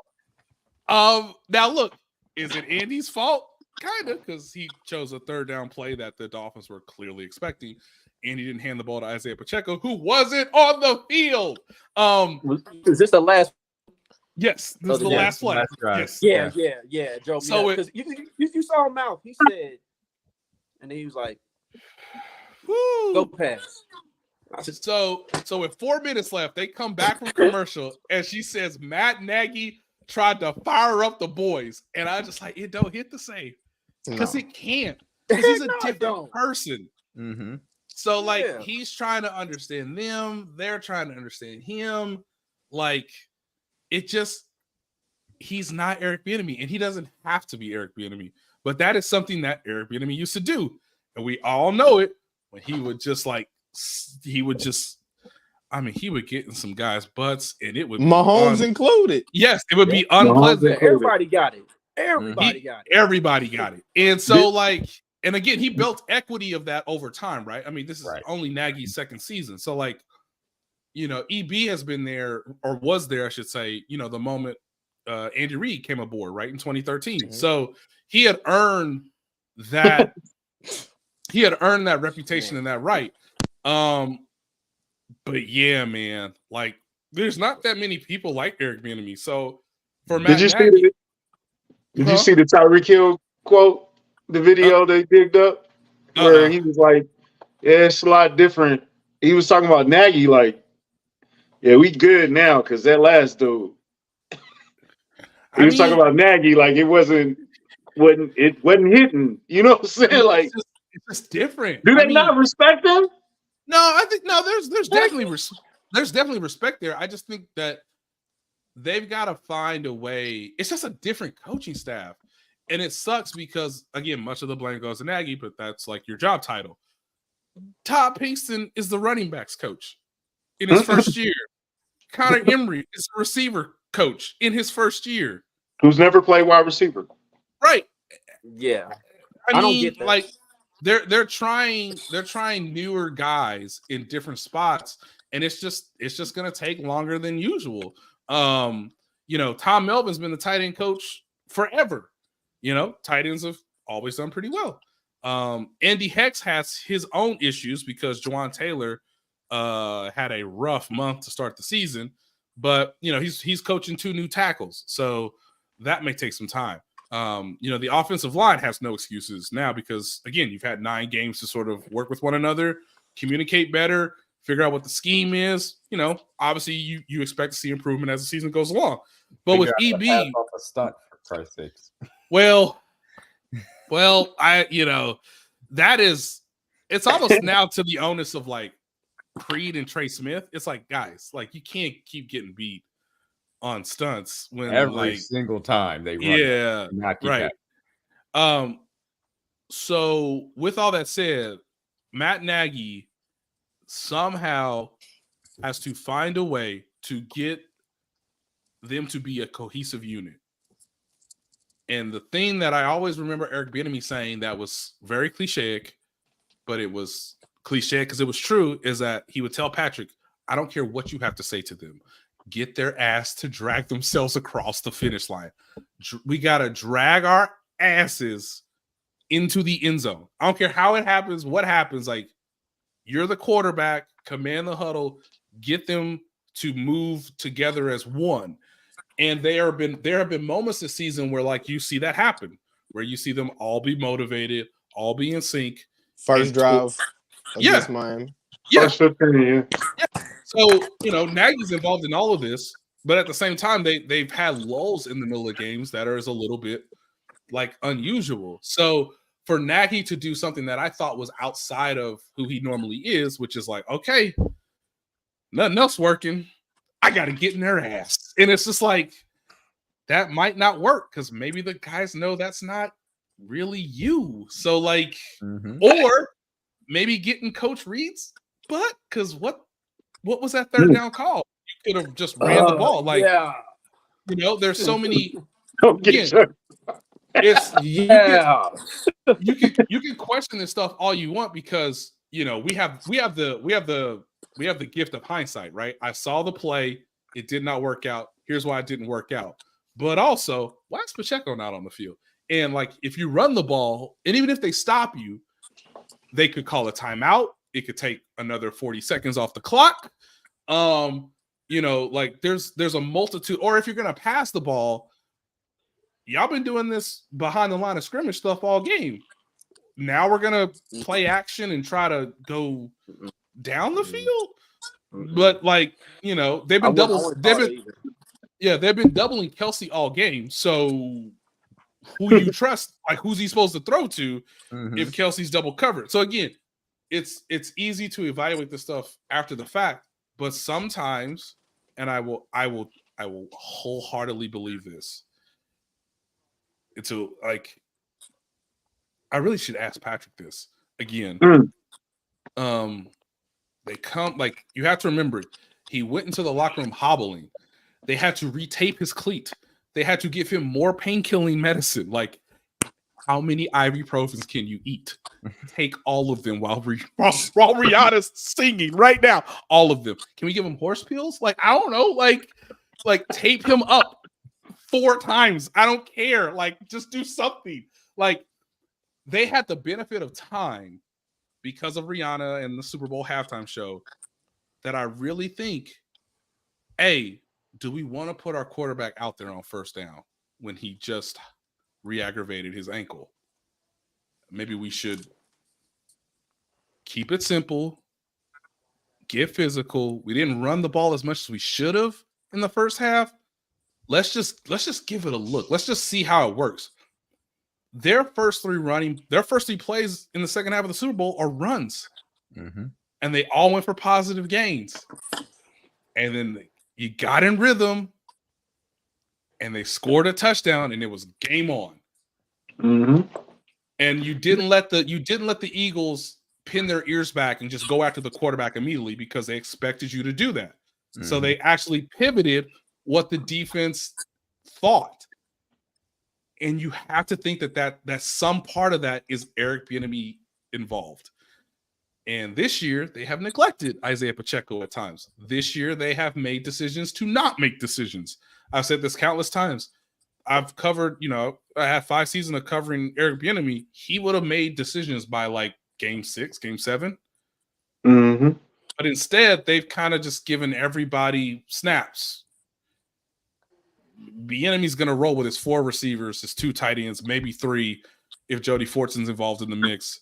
And hey, here are my 2 running backs. And you know what? We're going to start the rookie in week 6 against the San Francisco 49ers defense because we gave Clyde 5 games. And I got to make a decision. And we're going to roll with the rookie. And that's what so we have evidence of what the old regime did with Bieniemy. And now we have this first opportunity to see what it's like without him. And I do think there is some truth to, like, it's just a different operation because Matt Nagy is a different human being, and that's fine. Fans should not ask him to be Eric Bieniemy, but they should ask him to get better as the season goes along because that is his job as a coach. Nate, I don't know if you heard it because you had to rewatch, but they deep in their own territory, and Pat Mahomes says, "Get the defense ready," and then promptly goes on a 12-play, 95-yard drive and scores a touchdown. Who was the offensive coordinator on that drive? I mean, Matt Nagy. Can we hire that dude? Yeah. Matt Nagy was involved. Can he show up more than one drive? Can we score a touchdown in the 4th quarter? Can we do that? Because we haven't done it yet. That's crazy, man. That's crazy. That's a crazy step, man. So either that tells you defenses are adjusting really well. They are. And you're not anticipating those adjustments. Or the head coach has said, I'm going to trust my defense. We can hold this for another week or 2. I'm going to not trust my interior offensive line. It's like the best in the league. They can move somebody out the way. You know what I'm saying? It's just 1 yard. You're not going to do it. It's too easy. look, we can sit on the ball and have a well of a time, you know, and that would be great if he decided to just like running back dive every once in a while. Just run duo. If you want to sit on the ball, just run duo. Look, I can't help you. I can only I wish I could. You know, I think Andy has gotten conservative at times, or Nagy if you want to incorporate him as well. And look, they've chosen to try to throw the ball deep at times, and it hasn't gone well. Or if one of my favorite moments is like, all right, it's third and whatever, kind of like what you were saying earlier, D-Mac, like, hey, okay, it's third and gotta have it. They're in New York, they're playing the Jets, and Sauce holds this man for 12 yards, literally 12 yards. And it's like, did you not think you were holding him? Like, you know, so right. So they got away with it, right? Technically they got away with it, even though it was an incompletion. And, you know, Mahomes has to like point downfield, like, no, he's being held. Then after the game, I go to Marquez and he's like, yeah, he's kind of known for being handsy. And I'm like, you want to just say it? Yeah, he's handsy. Okay, cool, great. This man does not like Sauce Gardner. He's, you know, but like, and then you rewatch the play and you're like, okay, well, not everybody's going to hold. And you kind of saw that in Germany, and it still didn't work out. So they've chosen to try to go over the top on those third and gotta have it moments, even if it is short yardage to some degree, versus like, again, trying to be more traditional about just running the football. I know nobody wants to hear this too, but like, they don't have a fullback, and Blake Bell doesn't play it, and like Noah Gray doesn't play it. So Blake Bell has not been great this year. Run the ball and single back so we can play action in. That's fine. Nice. Just run the ball. Let Leo Chenal be the fullback. I'd watch putting anybody back there. Leo could do it. I'd watch. Nate, you feel like they definitely put something in Chris Jones' contract that he could get a fullback snap every once in a while, right? I feel like that was just kind of, just snuck in there where we're just going to get him a fullback snap and have him run somebody over, it's one thing when you watch Colin Saunders do it over and over again with New Orleans Saints. And oh my God, he's so athletic. They haven't done it once with anybody on this year's team. So again, like, I don't know, y'all. We have the ability to question this coaching staff and this decision making, and yet they are so talented that they're still 7-2. And I feel like it's got to be annoying. It's got to be annoying for fans because you kind of feel paranoia, but at the same time, like, there's some truth to it. Because like, what if all these things that you see along the way that are issues come to like be the problem in January? But at the same time, you have the best quarterback in the league. The last time you guys lost, he had the flu, so that's not going to happen every week. And the first time they lost, he didn't have his two best players. 9 drops. He didn't have his two best teammates, and a million drops. So it's hard to it's hard to criticize them, but at the same time, there are areas that you can be critical. But man, like, they don't have a fullback. Like, there's just all these little things that are different. And yet it does add up to where you go like, but why aren't they being more successful? Or why aren't they doing the things that like most of us would do that have all played Madden or have all been on a high school football team, or I don't know, just watch the sport every week? I don't know, but they're 7-2 and they'll probably win on Monday, because they're that talented. And the defense has covered up a lot of their issues. Mm-hmm. Hey, Nate, last year we had some of these similar issues, and then badass San Francisco comes to town and they promptly beat the brakes off of them. Is Philadelphia a perfect storm? Because he don't lose the NFL NFC teams already. We don't. Yeah, and Andy Reid has a particular love affair with Philadelphia, but don't get that mistaken for him not being ruthless when it comes to them. Mm-hmm. They put up 38 in the Super Bowl. they put up like 40 something in Philly. They put it all in that game in Philly. I mean, that game was like, more. They were up like 14 and they threw a bomb to Tyreek. Yes, just cause, like, hey, just because I want to. So he has, when they went to Philly that first year, what was it, 2013? They went there. Yeah, that was 30 something too. That was 30 plus too. Yeah, that was a very convincing win. So he has it like he's coming off a bye week, which we all know his record is very impressive in that. He's playing against, he's competing against his former team, and he loves a lot of those people there, and he enjoys his time, but like he wants to beat them, and he's got a full healthy team. And they're at home. And yeah, it's a Super Bowl rematch, but I read the statistic earlier today. This is from the NFL. I'll read it for you guys real quick. The last 4 previous Super Bowl rematches from the next very season. So that's New England against Atlanta in 2017, Denver against Carolina in 2016, Seattle over Denver in 2014, and Green Bay over New England in 97. The Super Bowl champion has won those games each time. The last 4 times there's been a Super Bowl rematch the following season. So there's a chance here for the Chiefs to sort of demonstrate again on a national, in front of everybody. It's the only game on. It is a chance for them to sort of reestablish that, like, actually we're the number 1 team in the league, not the Eagles.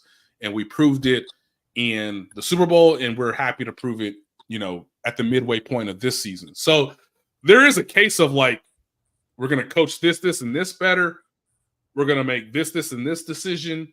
We're going to have this play that we haven't ran all year that we think will be a high success rate against the Eagles. And yeah, who knows? Maybe they come out very motivated and really control the game from start to finish. I think that's been one of the best parts of this team is even though they have struggled at times, their struggles have come usually with them ahead.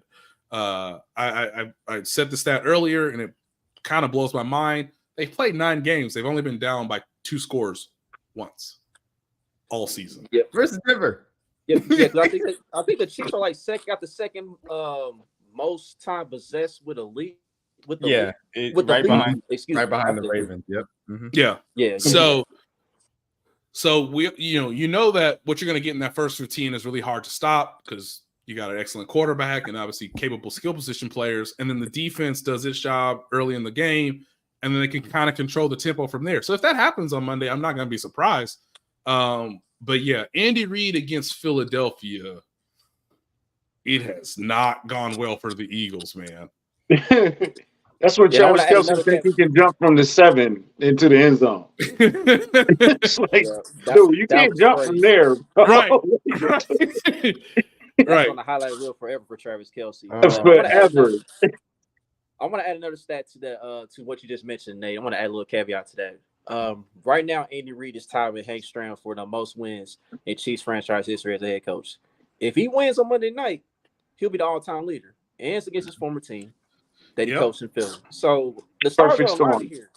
The stars are aligning here. I'm sorry, they are. You guys are on to something, and yeah, Brent, you're one offensive lineman short. It'll be Cam Jurgens and somebody else. I promise you. Another offensive lineman. Yeah, who's really good, by the way, who's really good. Who's a brother of somebody that's on our team. I promise you. Yes. He's gonna be right there. Yeah, and he's really good. He's really good at football. Really good. Yeah. So yeah, let's go ahead and get into the predictions real quick. I'll go ahead and start it off, man. I've heard Chiefs fan too saying, this could be the blowout game. I'm from the Show Me State. I gotta see it to believe it. I'm not ready to go there yet, but I wouldn't mind 34-14 beat down, but I'm gonna go 27-21 here. I think the Chiefs defense closes out the game again this week. Unfortunately, I think the offense gonna do something stupid in the fourth quarter again, and we got to depend on the defense again. But defense gonna come the ball.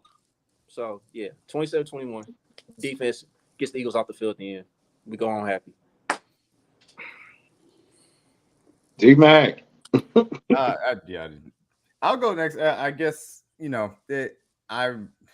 not going to do the blowout thing because every time I do the blowout thing, it doesn't work. Last week, I mean, or 2 weeks ago, I predicted them to lose, and they end up winning. So who knows? I think it'll be close. I think that they'll be able to get the ball to Devonta Smith and AJ Brown a few times throughout the game. I think that they're obviously the Chiefs are better equipped to give some problems, especially down the field because of how well the safeties are playing right now. So I'll go 28-26. 28-26. Kind of a weird-ish game, but I think the Eagles put up a few more points than we're used to, but they put up 4 touchdowns. Chiefs get their offense rolling. Andy Reid gives us a good game plan. Job done. Oh, you'll see some. That's guaranteed. You'll see it. Yeah, you're gonna see it. I promise you. Yeah, buddy. What I want to see is Chris Jones try to go over the top again. Like let's see that one more time. By the end of the Super Bowl, they were like, "Let's just try anything, whatever possibly we can do differently. We'll try it." Yep. Man, that shit crazy. I'm going 34-6, bro. All top. He really believed that in his heart. 34-6, baby. Yo. Is that because Jalen got hurt or something? What? 6 points. 6. Hey, that's what Colin said, man. I don't want to do no scores, but I think it's going to be close. It might play out just like the Super Bowl played out, but I think we got a better defense. I think the defense will probably have a lot more stops than they had in the Super Bowl. So it's going to be a hard-fought win, but, the world is watching. So, and plus somebody going to be up in the booth. We're going to have to show out. So I got a W. Boogie, we're going to say Nate for last. I got 24-20. Every time I pick the Chiefs to score 30 points, they always hit the under. So I'm not doing that. I'm with you, D-Mac. I'm done with that. I'm going to take the 24-20. I think we keep Philly under 21 like our defense has been doing most of the year. I think we'll go see some signs from the receivers going against the secondary. Mahomes will have a good game. I think the defense it's going to be interesting. I think Drew Tranquil is going to be one of the most important players this week because usually Nick Bolton, we have him to stop the run. Right. But Drew Tranquil is not as good against the run, but he's better against the pass. But Goddard's not even playing.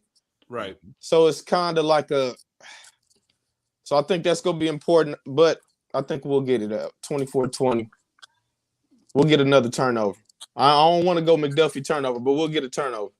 I ain't mad at that though. Yeah, I'll go 27-26 with the Chiefs winning.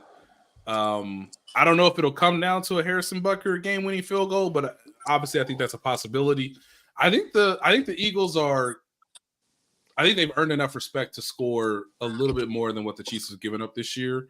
But I do think it'll be played in the 20s. I don't know unless there's some like crazy turnover. I don't know if it's going to be played in the 30s. But it's a different challenge, right? But they did so well against Tua and the Dolphins. Yeah. With them being at home, you would think that they would be up for a different style of game. But I also know the Eagles are better than the Dolphins. So it's hard to like truly equate it out, but I do think the Chiefs are slightly a better team. And yeah, for all the things that we've said earlier with Andy Reid's motivation, Patrick Mahomes coming off a bye week, the receivers having more opportunity, just more time to just work on a few things so that they can actually go out and perform with a little bit more confidence. Yeah, I think the Chiefs secondary has earned the utmost trust out of anybody in the league. It would be fun to play cornerback for the San Francisco 49ers because you ain't got to cover nobody because the dudes are always in the backfield. A Mike Edwards pick 6 would be fascinating. So it don't sound bad. He stay around the ball, man. He's playing well.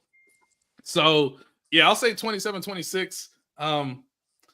Country, I know you want to ask me something about this woman. Go ahead and do it. What is your hilarious question about Miss Taylor Swift, Miss Argentina herself? Nate, I think we're gonna get an ISO cam. No! Yes. What if it's like, well, the Manicast is gonna be on Monday, so they should just have her in like her own little picture-in-picture box. Yeah, just picture-in-picture on the side, and they can have it. So just on the entire booth because it's the whole family's there. So just make sure that yes. One of my favorite moments of the season is watching Taylor and Brittany do the like dugout dap moment, like they hit a home run.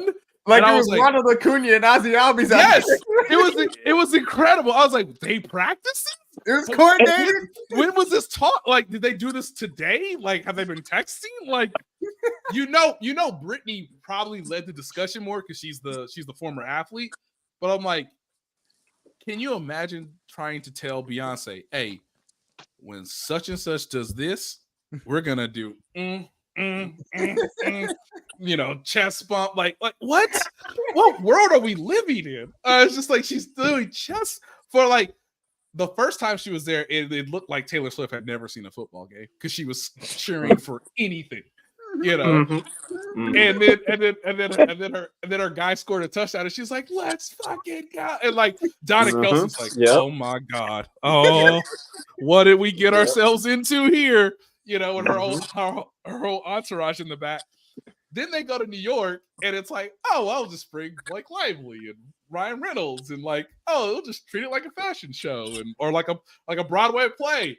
And you're like, okay, I think she might be getting better at understanding the sport. And then the last game they're doing dap ups. It's incredible. I'm like, wow. I mean, it only took her half the season, and now she knows like when to celebrate. She's a quick learner. Nate, yep. I got a question for you in regards to that. Is Taylor Swift being included in this? Does this relate to when Dennis Rodman came to the Chicago Bulls and it took the attention off Jordan? Because this is definitely taking some attention off Patrick Mahomes now. Patrick Mahomes is probably like, thank God, on some days. I hadn't thought of it in that context or like that similarity, but that's a good question. Travis Kelce, the guy now. That's a good parallel. If we see our guy on Monday Night Raw, it would be incredible. But we saw him doing suplexes or whatever. It's like, hey, dog, game 4 is on Tuesday. Yeah, I'll see y'all there. We're trying to win a championship. Like, bro, what are you doing? I'm gonna just go to Vegas and feels cool with this. Yeah, because who else is gonna rebound the ball? Got a point. And grab 25 rebounds when he get back. I'm like, play defense. That's it. Like he may have done 4 to 5 different drugs, but the man got 17 rebounds. What do you want me to do? I don't know. It's just like, it's amazing. He played condition. Yeah, he played incredible defense. He got like 17 rebounds, and we won. So like, I guess I can't. But no, it's a great point because I cannot stress to you guys enough. I thought Travis was going to go from Germany to Argentina, right? And then go back to Kansas City.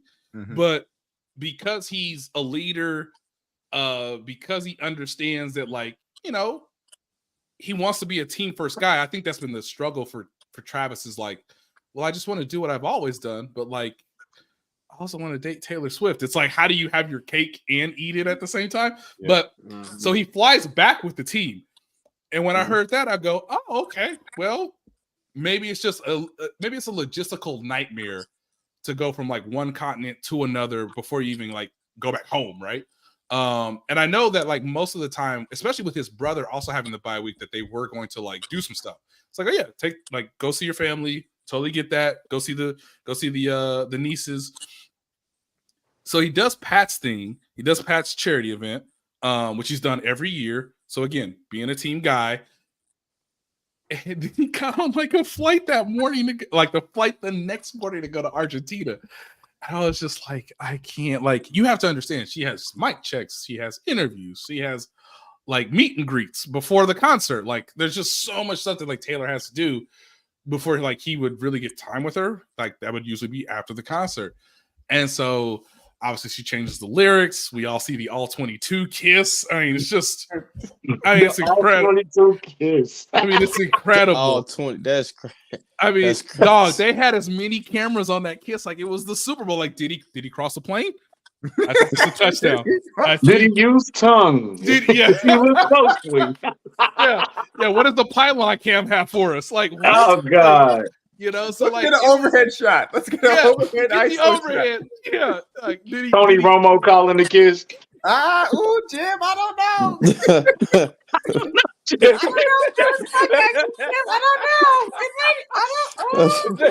That's good, Big Mac. Where's the hand placement on this one? Yeah. So he flies to Argentina and then he flies back and like does a podcast with his brother. And I'm just like, I don't know, man. It must be really nice. But I thought for sure he's gonna do Argentina and then go back home. Nope, he did the opposite. I mean, the man is selling out for this woman in an incredible fashion. First. Yeah, but still trying to be team first. And I think that's something that I guess we as reporters and people in the media have to like try to explain better. It's like, no, he's tried to do everything the same, but also he took her to Prime Social, which I mean, in a getaway car, and like we all saw it. We're like, it's just him and her in the convertible. Like, what? Like it was the baby driver. Yes, like what world is this? He made Scott Pioli apologize to the Chiefs organization. Yes, nuts. Absolutely nuts. That's wild. Okay, he was just like, you know what? That's on me. I was an old man stuck in my ways, and I'm like, what? We only been waiting for what 10, 15 years for that. Yeah, come on, man. I still don't believe it. I still don't believe he did it. Yeah. Nate, okay, here's my question. You're dating a girl and you're setting up the meet with the parents. Do you do that on Monday Night Football, like in front of the world? Is this the worst possible meeting the parents? They got to have met before this game, right? You can't just introduce them at the game. Maybe, but not like in this context. It's such a weird thing. Like, obviously, they're going to be in town. So do they have like lunch before the game? Like, I don't know. The first time I met Holly's parents was on Easter. And then like it was then the reverse, like earlier. I'm trying to remember when our parents met. It was not obviously on Monday night. But like but you know what the funny thing is, country, the league loves it. The league loves they it. Love it. Have we jumped the shark though? Kinda, yeah. Kinda. Have we jumped what? The shark. Yeah. It's called jumping the shark. It's like a TV term. Yeah. I mean, yeah. I think we have. I mean, look, they promoted this game for over a week now. I mean, it was funny. I was talking to listening to my buddy Nick Jacobs, and he was like, "Yeah, I thought it was weird that like it's the second quarter of Bills Broncos, and they're like, but next week, but guys." Next week, we got Eagles, Chiefs, and they're like, "Well, what about this game?" What? Nah. Like, no. I mean, we contractually have to do this, but next week is the game for us. I mean, that's a fair thought. But you have to think of the timeline too. And I've thought about this. And again, I don't know. When was the concert? When was our concert at Arrowhead? Our concert was in July. It was kind of around the same time as training camp, I think, or something like that. Or maybe it was just mini before camp? training camp. OTA. It was in July, so it had to be before training camp or like right around the same time. Yeah. Then he goes on the podcast and says, "I was trying to get the friendship bracelet to Taylor Swift." Yep. And then it was like they was dating. In like. She's gonna be there week one. Like days later, yeah.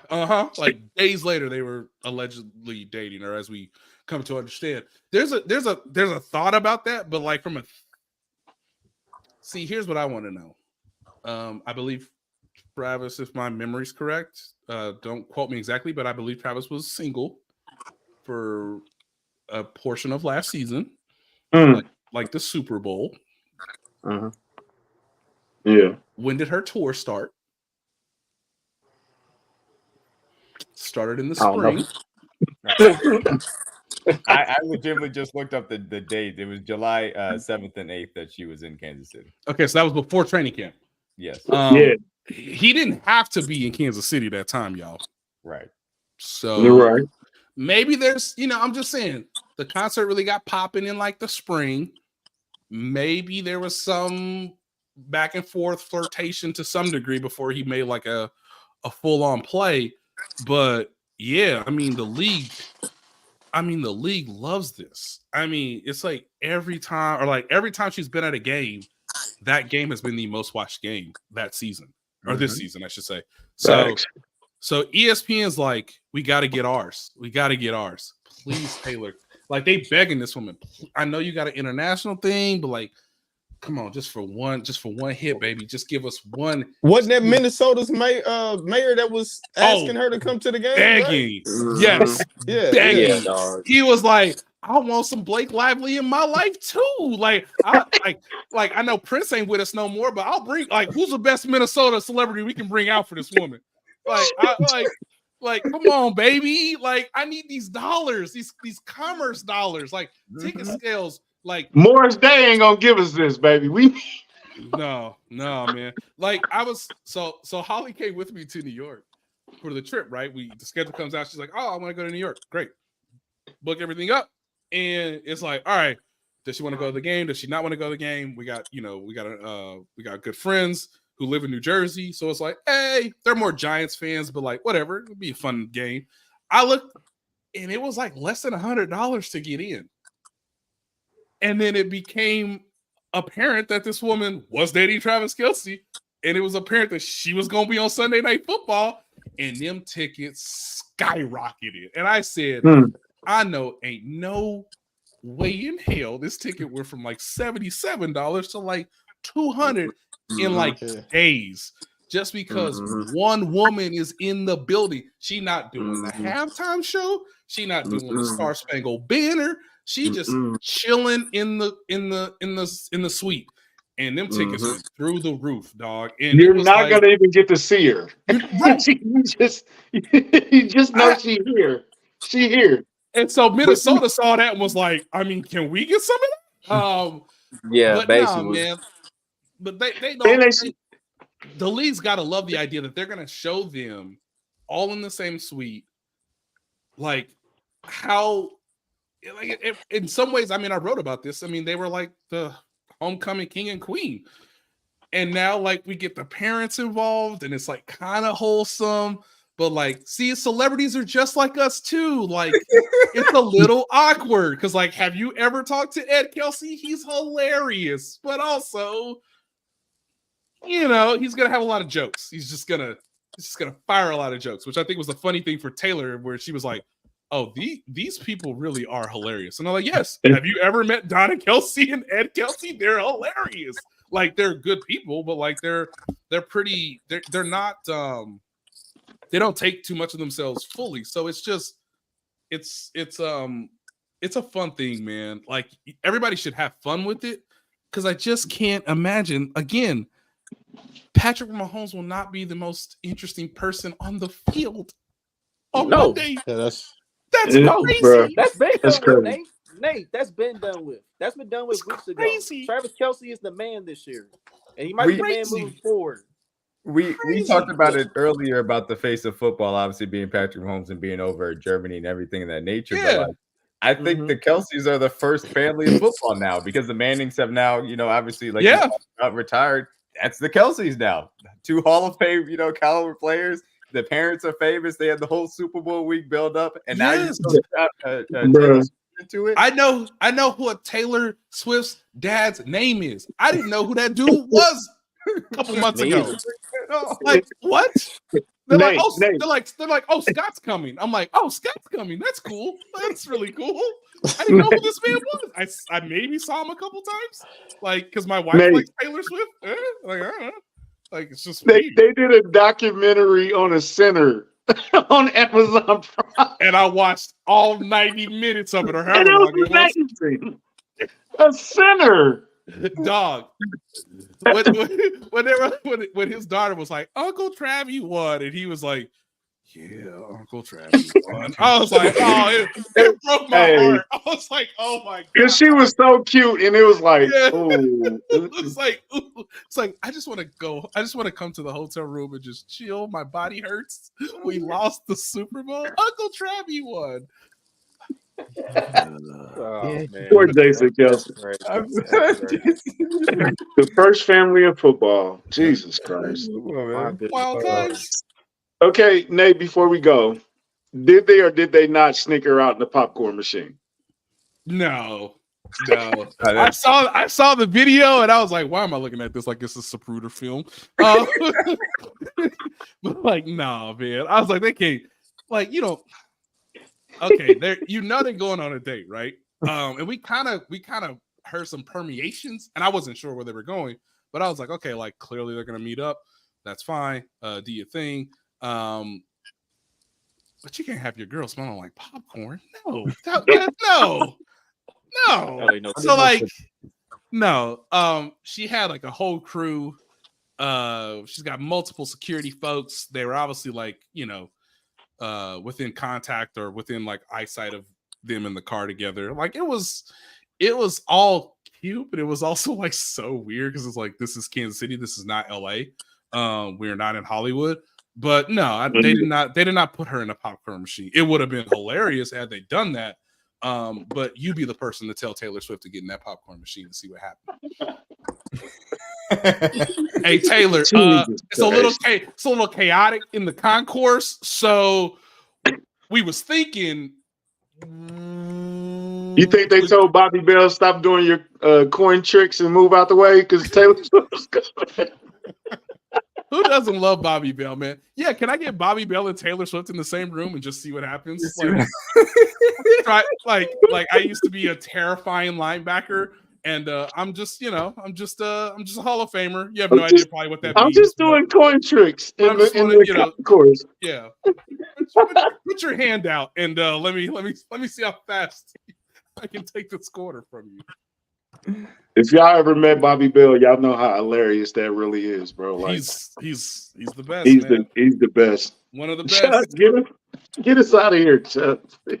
All right. Real quick before we do, Nate. I got a question real quick because somebody asked this earlier in the podcast. I think the Queens did. I want to say Jody's behind that account, but do you know about the report today from Jeremy Fowler about L'Jarius Sneed and talks about extension and all of that?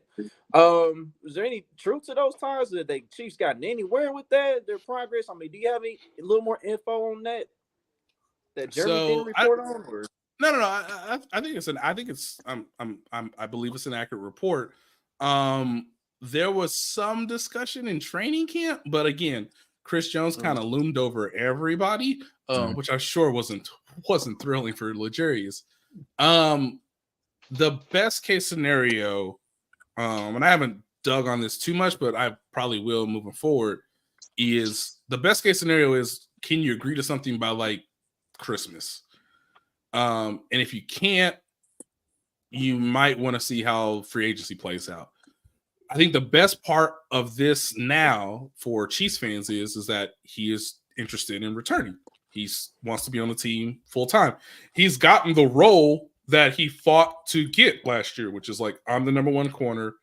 I take on the toughest challenge. Trust me, and we'll succeed. He's proven that over a 9-game stretch. Now you still got the second half of the season to get through.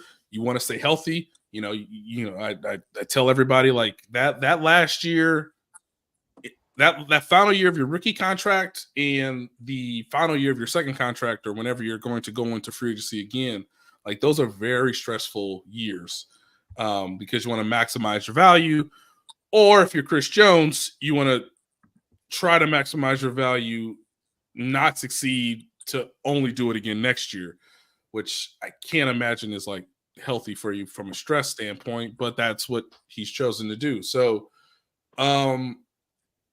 the team values him. Steve Spagnuolo values him. If he stays healthy this season, that will be a good indicator for him. But they don't do that many deals or that many extensions during the season. One of the most memorable ones that I can remember is they did Austin Ryder halfway through a season in 2018, to which he was the starting center all of 2019, which they won the Super Bowl. So they wouldn't have to draft or go target that player in free agency or the draft. If you want to keep L'Jarius Sneed, it's a little bit of a tough calculation because Trent McDuffie's 2 years away from coming up on his own extension, and he good. He really good. So like you definitely want to. Yeah, he real nice. You definitely want to keep him if he's playing the way he's playing, or if he somehow even gets better. But you got to figure that thing out. There's some speculation that it's more than likely a 2-year extension, which benefits the player because they get to go into free agency. How old is? I can look this up really quick. How old is L'Jarius right now? What is he like? 20? I think L'Jarius is slightly older than I anticipate. He got me 26. He got me his mid-20s, right? Yeah. He is 26. So if you extend him, that means he gets to free agency before he turns 30 again, right? He would be in that 28, 29 category if he accepts a 2-year deal, so that he could still be pretty marketable on the free agent market if he gets there after a 2-year deal. So if he's 26 right now, 27, 28, you could obviously re-up. Now there's some case where, hey, maybe it's a 3-year extension, but it's really like a 2-year extension. I would advise everybody to go look at Marquez Valdes-Scantlin's contract. That is a 3-year deal. That's a 2-year deal wrapped into a 3-year deal. Like that third year doesn't really exist. Like whatever Marquez Valdes-Scantlin does this year will determine what his contract is next year, or if he's even on the team next year. So maybe you could do that with L'Jarius Sneed. We're like, hey, it's a 3-year deal, but in reality, it's more like your job security is for 2 years. But it's a positive sign because he wants to be with the team. The team understands how valuable he is. Now it's just a matter of, can you agree to something between now and I would say 6 weeks from now? Like, again, kind of around Christmas. Because once the playoff starts, agents and teams don't really negotiate a ton, which basically sets you up for free agency, because once the season ends, your player will be an unrestricted free agent after his rookie contract is. So the Chiefs have a little bit of a deadline, but this is better than the alternative where they aren't talking and you just want to figure out, hey, is there any chance we can keep you, or are you just itching to get to free agency? Mm-hmm. Oh, all right. And one last thing. I have one more thing. Okay, so the Chiefs are Hollywood documentary on ESPN Plus. Oh my god! What are your thoughts on that, real quick, man? I guess I have to watch it. Now? I mean, I guess I have to watch it. Shout out to Boogie. Shout out to Boogie. Take it no more. I mean, I'm kind of in the same, like, I love Elizabeth Murrow. She used to cover the Chiefs for the Kansas City Star back when I was in like high school, maybe junior high. So she works at ESPN. She lives up in Omaha. She's a great reporter. She's been the one that's really like been dogged on this, in terms of getting these interviews. I mean, it's a 40-minute documentary about someone who doesn't play sports on ESPN right before Monday Night Football. It's a bold choice, but yeah, I guess I'll have to watch it, or like, record it and watch it later, or watch it on ESPN Plus or something. But like, I mean, when your attorney's on camera saying, "I believe my client is innocent," I can't trust any of this. At all whatsoever. And they ask the question, I believe my client's innocent. I believe my client's innocent. That's not what I ever want my attorney to say in public, ever. Just say I'm innocent. Delete the belief part. What they already got me in 4K. So what are we doing? Like, what are we doing? So yeah, when the attorney says, "I believe my client's innocent," what legal advice is this man getting? Would be my question. But hey, it's a documentary. It raises everybody's profile, I guess, to some extent. I guess I'll watch it. I'm not as fascinated as some people are about him robbing banks for his Chiefs excursions. I never met the guy. I guess thank you, Lord. But at the same time, I'm just like, all right, like this is weird. But some people are really into it, and I'm not trying to bash them. I just think like it's not like I'm worried about the guys on the team and the coaches and like what the team's going to do from a business standpoint and trying to set up interviews for other things. But I mean, I saw that trailer today and I was like, are you serious? Like, this is what? And but hey, credit to Elizabeth Murrow, who's done a great job, who wrote a story. She wrote the story on him, I think, for like the Super Bowl week. And I was just like, this is crazy. Because like he's watching the Super Bowl and he's dying to be there if he could somehow get out of his legal issues. But in the movie he gonna be there. In the movie he gonna be there. He made it to the Super Bowl. I mean, Nate's gonna be that reporter that talks him out of the bank. Like, just come on, man. We got Patrick Mahomes out here to shake not one more. Hey, leave the bank tellers alone. Come on downtown.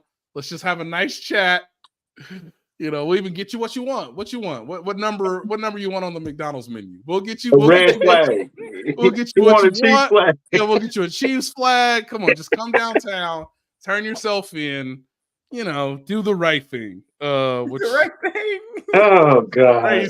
It's been a whirlwind. In 12 short months, the entirety of Chiefs Twitter went from concern about a guy in a wolf, costume to all of a sudden everybody being Swiftie. So, it's just all of a sudden. It's a wild. It's an amazing time, man. It's an amazing time. Yeah. Shout out to Josh Briscoe for his rant on the relevancy of the Kansas City Chiefs. When you got upset that they didn't mention your team losing to Denver again.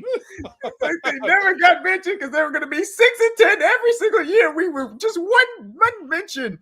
Just once on the ESPN, and now we're mad because we're talking about too much because we're winning too much, and one of the guys is dating Travis or Taylor Swift. Yes, it's amazing, man. It's amazing. Yeah, and that rap was like fully organic. Like I never knew he felt this way. I was like, wow, okay. I guess he feels like it. Hey, and Josh, it's time to come on Kingdom Cast, man. Come on, man. We need you. I will. We got everybody but Josh. Have you? Do you have his number? I'll give it to you. Oh, hey, I don't. Okay, we can look. I might as well say this publicly so that there's pressure for him to do his part. I'm gonna become finger point guy. Right, cool.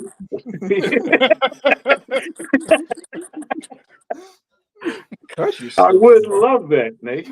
Yes, I will. My people will get with your people. Yes. Yep, that's the number one statement right there. Oh my God. But yeah, Nate, man, hey man, we appreciate you coming on, man. Giving us always a pleasure. Bro. Always a pleasure. 2 hours, man. Absolutely. Yeah, you didn't have to do that.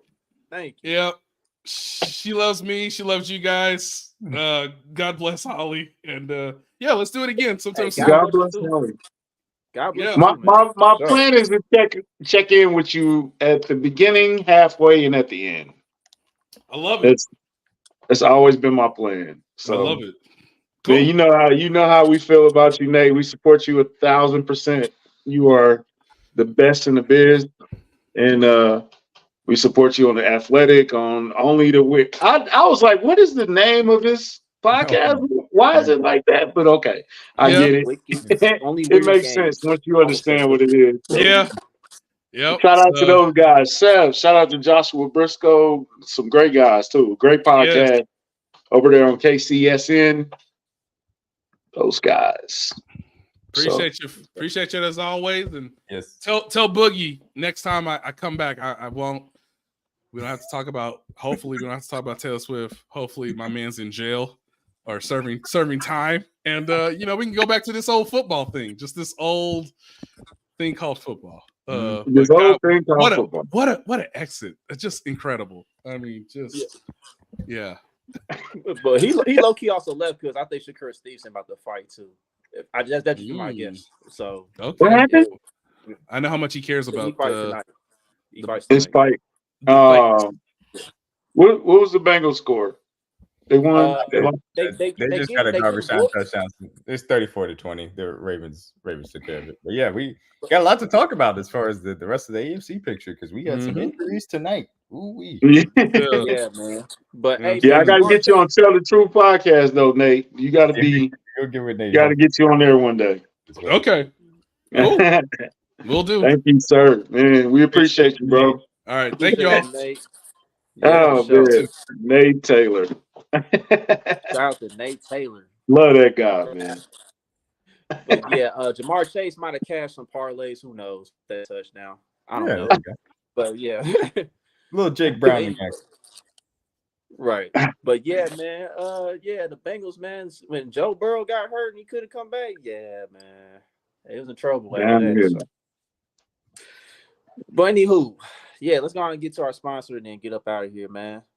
Been on this thing for a minute. So all right. So shout out to good people at Homage. We are having a contest soon, but it's only gonna be on Instagram and Facebook this time. Sorry, Twitter. Sorry, guys. Gotta spread the word. You gotta spread the wealth. You know what I'm saying? Yeah. All right. So today's special is a free go-to beanie with orders of $125 or more. So you spend $125 or more, you get a go-to beanie for free. And right now on the website, they got a few good things going on here. This new thing here with the Christmas theme, NFL Christmas. I see this hoodie for the Chiefs we got here. You know, it's a guy that's got the little Santa Claus beard going on, the flip-flops, grilling. You know what I'm saying? It says eat, drink, and be merry. So that's what I really like for that. That's pretty dope. Got the Table Bowl collection still going on. Still got that going on.